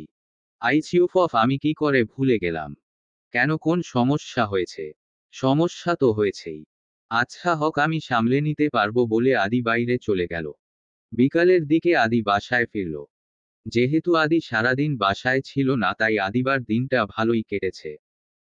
আদিবা সারাদিনে আদির ঘর গোছানো থেকে শুরু করে কাপড় গোছানো সব কাজ করে রেখেছে। প্রয়োজনীয় সব জিনিস লাগেজ থেকে বের করে হাতের কাছে সাজিয়ে রেখেছে যেন বাসায় ফিরে আদিবাকে ডাকাডাকি না করে, কিন্তু কে শোনে কার কথা। আদি বাসায় ঢুকে ঘরে যাওয়ার আগেই আদিবাকে ডাকতে শুরু করলো। আদিবা, এই আদিবা। আদিবা শোনল ঠিকই, কিন্তু উত্তর দিল না। আদি আবারও গলা ছাড়ল। আদিবার বাচ্চা কোথায়, তুই ডাকছি কথা কানে যায় না। আদিবা রান্না ঘরে ছিল। আদির ডাকে বেশ বিরক্তি নিয়ে আদির কাছে এগিয়ে গেল। কি হয়েছে কি? গরুর মতো চেঁচাচ্ছেন কেন? কি বললি তুই? বাসায় আসতে না আসতেই শুরু হয়ে গেল ফিসফিস করে। সাহস বেড়ে গেছে মনে হচ্ছে। ভদ্রভাবে কথা বলুন।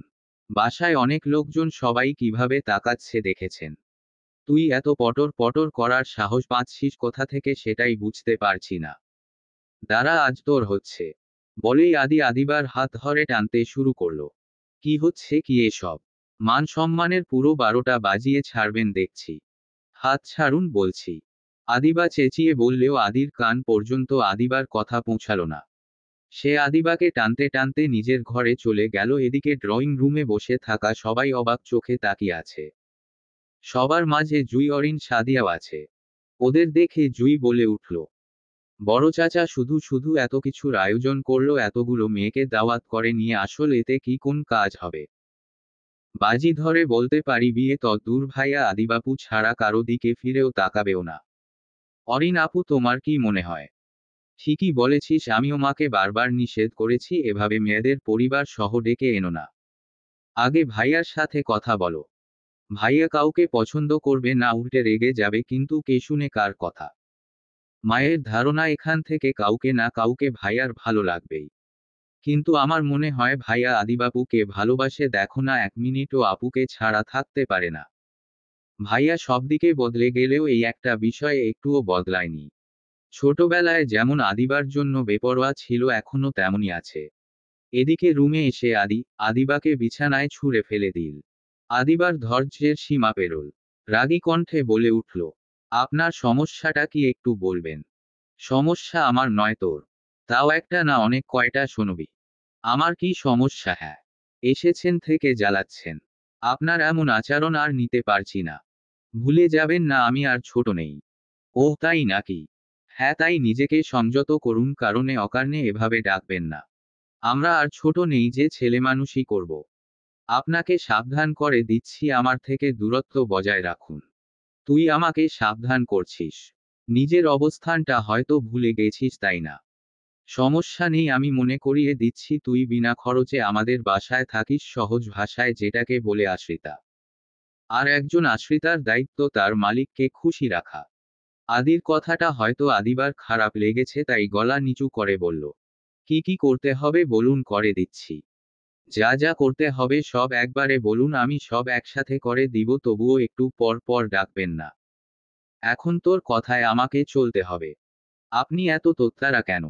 একটা মানুষ এত তোত্তারা কি করে হতে পারে ভেবে পাচ্ছি না। মুখ সামলে কথা বল, বলে হাতে থাকা প্যাকেটটা ছুঁড়ে দিল আদিবার দিকে। কি এটা? শাড়ি? আমি ফ্রেশ হতে যাচ্ছি, তুই চেঞ্জ করে শাড়িটা পরে নে। আমি হঠাৎ শাড়ি পরতে যাব কেন? গতকাল কেন পরেছিলি? আমার ইচ্ছে হয়েছিল তাই পরেছিলাম, আজ পরব কেন? তোর স্মৃতি শক্তি খুবই খারাপ আদিবা। তুই হয়তো ভুলে গেছিস কার সামনে দাঁড়িয়ে কথা বলছিস। আমার কথার অবাধ্য হলে কি কি পরিস্থিতির সম্মুখীন হতে হয় সেটাও হয়তো ভুলে গেছিস। তাই ছোটবেলার ইতিহাস মনে করিয়ে দেওয়াটা জরুরি হয়ে পড়েছে। বলে এগিয়ে আসল আদি। আদিবার খুব কাছে এসে বসল, তারপর হুট করে গলা থেকে ওড়নাটা নিয়ে নিল। আদিবা তাড়াতাড়ি সরে বসল। কি করতে চাইছেন? সাবধান, কাছে আসবেন না। কেন, কাছে আসলে কি করবি? ভুলে যাবেন না আজ বাসায় অনেক লোকজন। খারাপ কিছু করতে চাইলে আমি চেঁচাতে বাধ্য হব। আদিবার কথায় আদি ভয় পাওয়া তো দূরে থাক, এমন একটা ভাব নিল যেন আদিবার কথা সে শুনতেই পায়নি। হাত বাড়িয়ে হ্যাঁচকা টানে আদিবাকে আবারও নিজের কাছে নিয়ে আসল। আদিবা অসহায় কণ্ঠে বলল, ভাইয়া, এত আস্তে কেন? চেঁচাও, খুশি চেঁচা। সম্মান গেলে বাবার যাবে, আমার তাতে কি? সবাই বলবে আহমেদ সাহেবের ছেলেটা অমানুষ হয়েছে। কথা বলতে বলতে আদি ওড়না দিয়ে আদিবার হাত দুটি শক্ত করে বেঁধে নিল।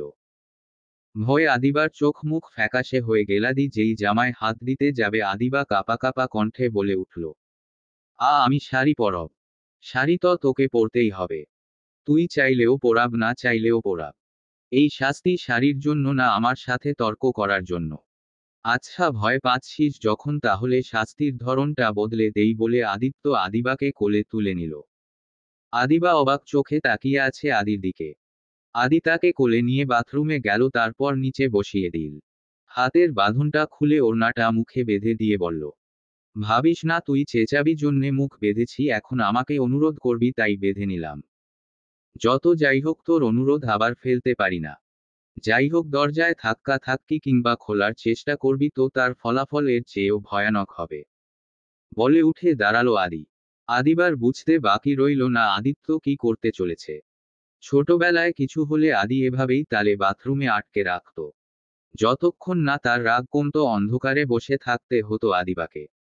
আদিবা ছোটবেলা থেকেই অন্ধকার ভয় পায়, সেই ভয় আজও কাটিয়ে উঠতে পারেনি, তাই আদি উঠে দাঁড়াতেই আদিবা তাড়াতাড়ি আদির হাত আঁকড়ে ধরল। আদি আঁকড়ে থাকা হাতের দিকে একবার দেখল, তারপর আদিবার চোখের দিকে তাকালো, চোখ দুটি ছল ছল করছে। ভয় পেয়েছিস? আদিবা ফ্যাল ফ্যাল করে তাকিয়ে রইল। একটু আগেই না বলছিলি বড় হয়ে গেছিস? আদিবা চোখ নামিয়ে আদির হাত ছেড়ে দিয়ে নিজের কান ধরার চেষ্টা করে বুঝাতে চাইল সে ক্ষমা চাইছে, কিন্তু হাত কান পর্যন্ত যাওয়ার আগেই আদি একটানে আদিবাকে বুকে জড়িয়ে নিল। এখনো অন্ধকারকে এত ভয় পাস? আদিবা জবাব দিল না, শুধু মাথা তুলে তাকালো। আদি কপালে চুমু এঁকে দিয়ে বলল, চোখ মুখে পানি দে। এত ভয় পাওয়ার মতো কিছু ঘটেনি, আমি আছি তো। আদি বাইরে চলে গেল। আদিবা বুঝার চেষ্টা করতে লাগলো, আদিত্য কেন এমন করছো? সে কি বুঝতে পারছে না আদিবা আর ছোট নেই? চাইলে একটা যুবতী মেয়েকে বুকে টেনে নেওয়া যায় না? যায় না, কপালে চুমু আঁকা। যাই হোক, এখন দেরি করলে আদি তাকে বাথরুমে আটকে রাখবে বুঝতে পারল, তাই বাধ্য হয়ে চোখে মুখে পানি দিয়ে এসে শাড়িটা হাতে নিল। লাল টকটকে শাড়ির সোনালি আঁচল দেখে বেশ অবাক হলো আদিবা। আদির দিকে তাকাতেই আদি বলল, কোন সমস্যা?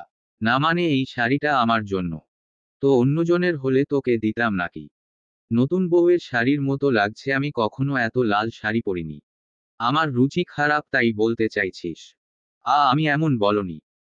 বলেই আদিবা তাড়াতাড়ি শাড়িটা পরতে শুরু করলো, যদিও সে মাঝে মাঝে শাড়ি পরে, কিন্তু একা একা শাড়ি পরা অনেকটাই ঝামেলার, কুচি ঠিক করতে সমস্যা হচ্ছে।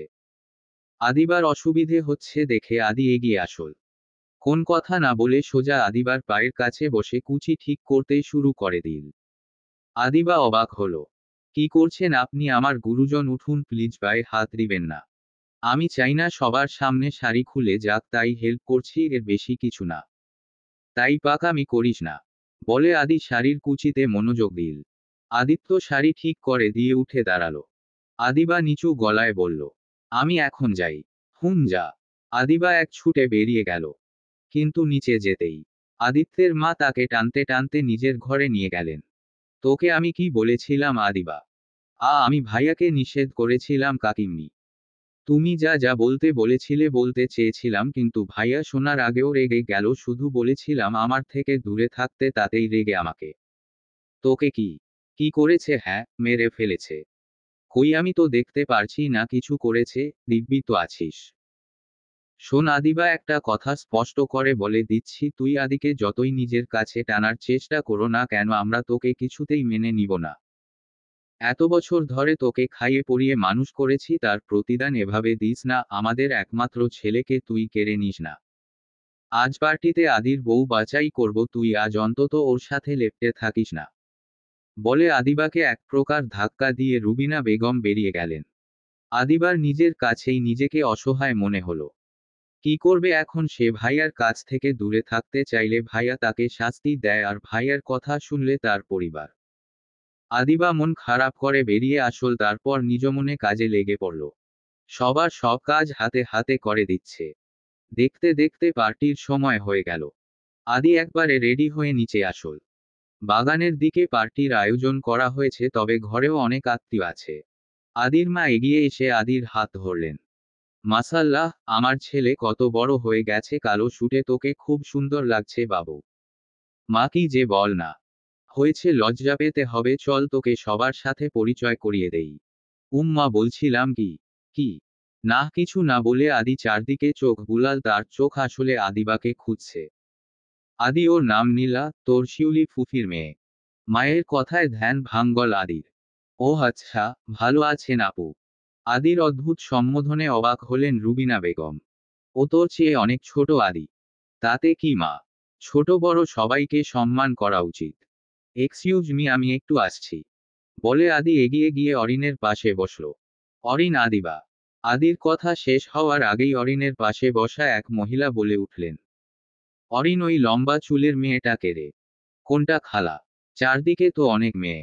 আরে ওই যে লাল শাড়ি পরা মেয়েটা। কি লক্ষ্মী আর শান্ত, কখন থেকে একা হাতে সব সামলাচ্ছে। মহিলার ইশারা করা দিকে অরিনের সাথে আদিও তাকালো। মহিলা আদিবার কথা জিজ্ঞাসা করছে দেখে আদির কিছুটা খটকা লাগলো, কিন্তু কিছু বলল না। অরিন উত্তর দিল, ও ওটা তো আদিবা মেজো চাচার মেয়ে। তাই বল দেখেই বুঝা যাচ্ছে ভদ্র ঘরের মেয়ে। আসলে তোর তিয়ান ভাইয়ার জন্য মেয়ে খুঁজছি কিনা। কথাটা শোনামাত্র আদি তেলেবেগুনে জ্বলে উঠল। কোন কিছু না ভেবে সোজা বলে উঠল, ওর বিয়ে ঠিক হয়ে গিয়েছে খালা, শুধু শুধু নজর দিও না। আদির আগে ফুঁচতে ফুঁচতে সোজা গিয়ে আদিবার সামনে দাঁড়াল। আদির চোখে মুখে রাগ ফুটে উঠছে। আদিবা কিছুটা বিভ্রান্ত হয়ে প্রশ্ন করল, কিছু কি হয়েছে ভাইয়া? তুই চুল খুলে রেখেছিস কেন? মানে এখনই চুল বেঁধে আয়।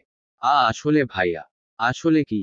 আদিবা এদিক ওদিক তাকিয়ে নিজের গলার দাগ দেখিয়ে বলল, চুল বাঁধলে দাগগুলো দেখা যাবে।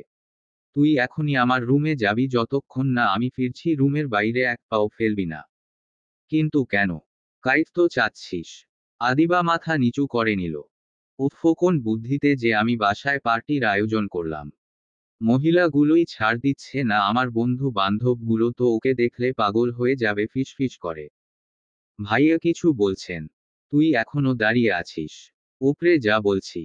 আমি বাইরে যাচ্ছি, কেউ জিজ্ঞাসা করলে বলবি জরুরি কাজ আছে তাই গিয়েছি। আদিবা মাথা নাড়ল। সাবধান, এসে যেন না দেখি তুই ঘোরাঘুরি করছিস। যদি রুমের বাইরে বের হোস সারা রাত বাথরুমে আটকে রাখবো। দেখতে দেখতে পুরো বাড়ি মেহমানে ভরে গেল। পার্টি বেশ সরগরম হয়ে উঠেছে, কিন্তু যাকে ঘিরে এত আয়োজন তাকে কোথাও দেখা যাচ্ছে না। পার্টির কোথাও আদি নেই। আদি বাইরে যাওয়ার সময় আদিবাকে বলেছিল যেন রুমের বাইরে না যায়, কিন্তু আদিবা সেই হুকুম শোনেনি, সে পুরোদমে নিজের কাজ করে যাচ্ছে। বেশ কিছুক্ষণ পরে আদি ফিরল। এসে আদিবাকে বাইরে ঘোরাঘুরি করতে দেখে খেপে গেল, কিন্তু তেমন রিয়েক্ট করল না। আদিবার কাছে গিয়ে আদিবার দিকে একটা দুধের বাচ্চা এগিয়ে দিল। আদিবা অবাক হলেও হাত বাড়িয়ে বাচ্চাটাকে কোলে নিল।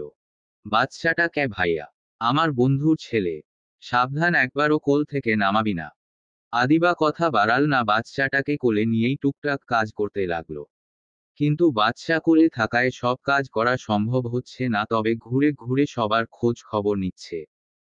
এদিকে আদির বাবা মা আদিকে সবার সাথে পরিচয় করিয়ে দেওয়াতে ব্যস্ত। আদিও সানন্দে সবার সাথে পরিচিত হচ্ছে, কিন্তু তার মনে খটকা লাগছে, কারণ পার্টিতে বেশিরভাগই অল্প বয়সী মেয়ে ঘুরঘুর করছে। কেউ দূর সম্পর্কের ফুফুর মেয়ে, কেউ খালার মেয়ে, মোট কথা এখানে যেন মেয়েদের হাট বসেছে, আর তারা আদির দিকে রহস্যময়ী চোখে তাকাচ্ছে।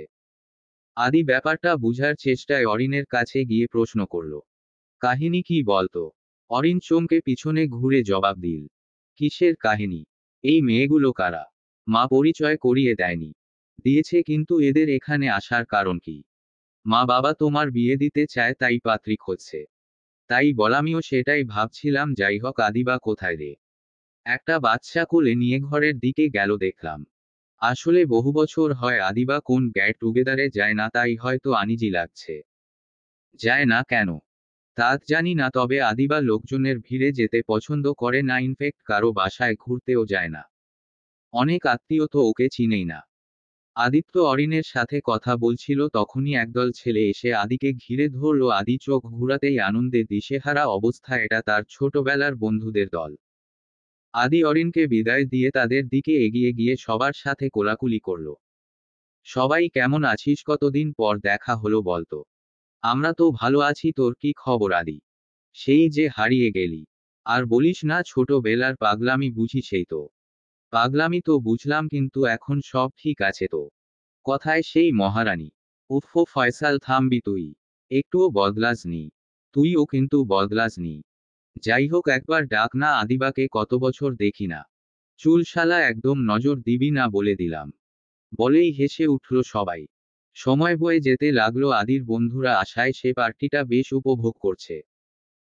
কিন্তু এদিকে বাচ্চার যন্ত্রণায় আদিবার নাজেহাল অবস্থা। বাচ্চাটা কিছুক্ষণ আগে থেকে কান্না শুরু করেছে, কিছুতেই থামছে না আদিবা, তাই বাধ্য হয়ে আদির কাছে গেল। ভাইয়া একটু শোনবেন। আদি পিছন ঘুরে আদিবাকে দেখে সরু চোখে তাকালো। কি ব্যাপার, তোর কোল খালি কেন? বাচ্চাটা কোথায়? বেশ ধমক দিয়ে প্রশ্নটা করেছে আদি। সাদিয়ার কোলে দিয়ে এসেছি। কেন সাদিয়ার কোলে দিবি কেন? বলেছিলাম নাতির কোল থেকে একদম নামাবি না। এখনই গিয়ে কোলে, 1 মিনিট তো দূর, 1 সেকেন্ডের জন্যেও কোল থেকে নামাবি না। বলছি ওর বাবা মা কি এখনো ফ্রি হয়নি?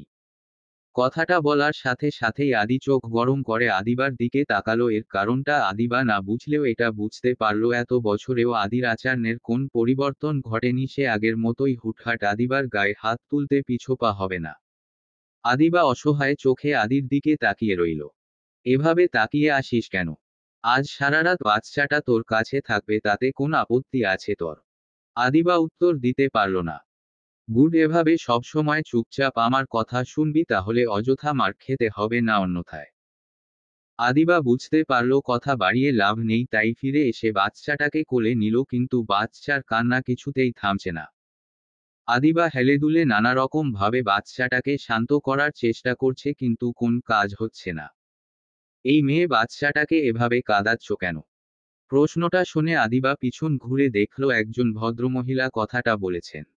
বাচ্চাটার ক্ষুধা পেয়েছে, বুঝতে পারছো না? আজকালকার মেয়েরা মা যে কেন হয় বুঝি না। পাশ থেকে অন্য একজন বলে উঠল।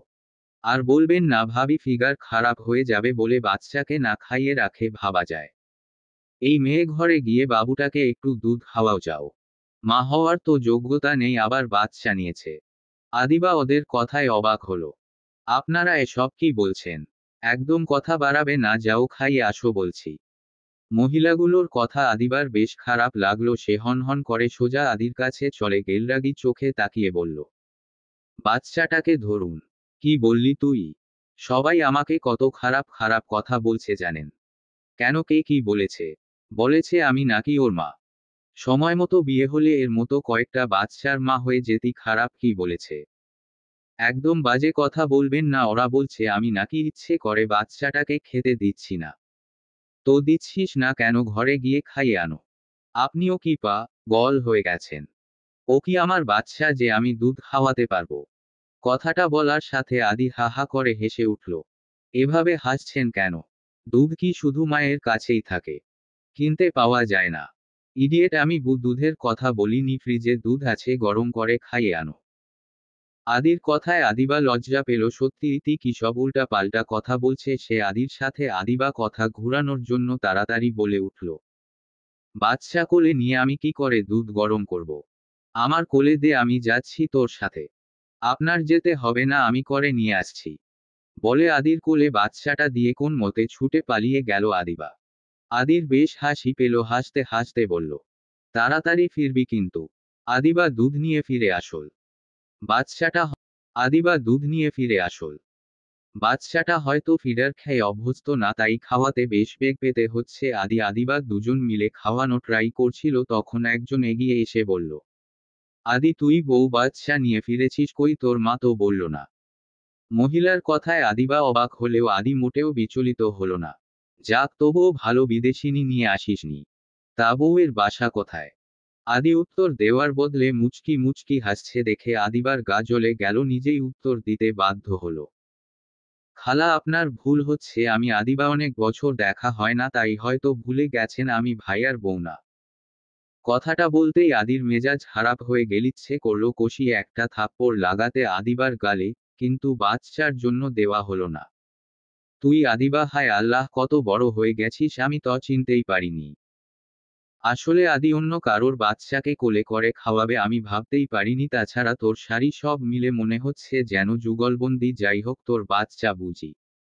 খালা, আমার বিয়ে হয়। কথাটা শেষ করার আগেই আদি হ্যাচাকা টানে আদিবা নিয়ে হাঁটা শুরু করল। ভাইয়া কি করছেন? খালা কি ভাবল? আদির কানে কথা ঢুকলো না, সে দ্রুতবেগে হেঁটে যাচ্ছে। ভাইয়া থামুন, বাচ্চাটা পড়ে যাবে। আদি বাসার পিছন দিকে গিয়ে থামল। তোকে এত পোকর পোকর করতে বারণ করেছিলাম না।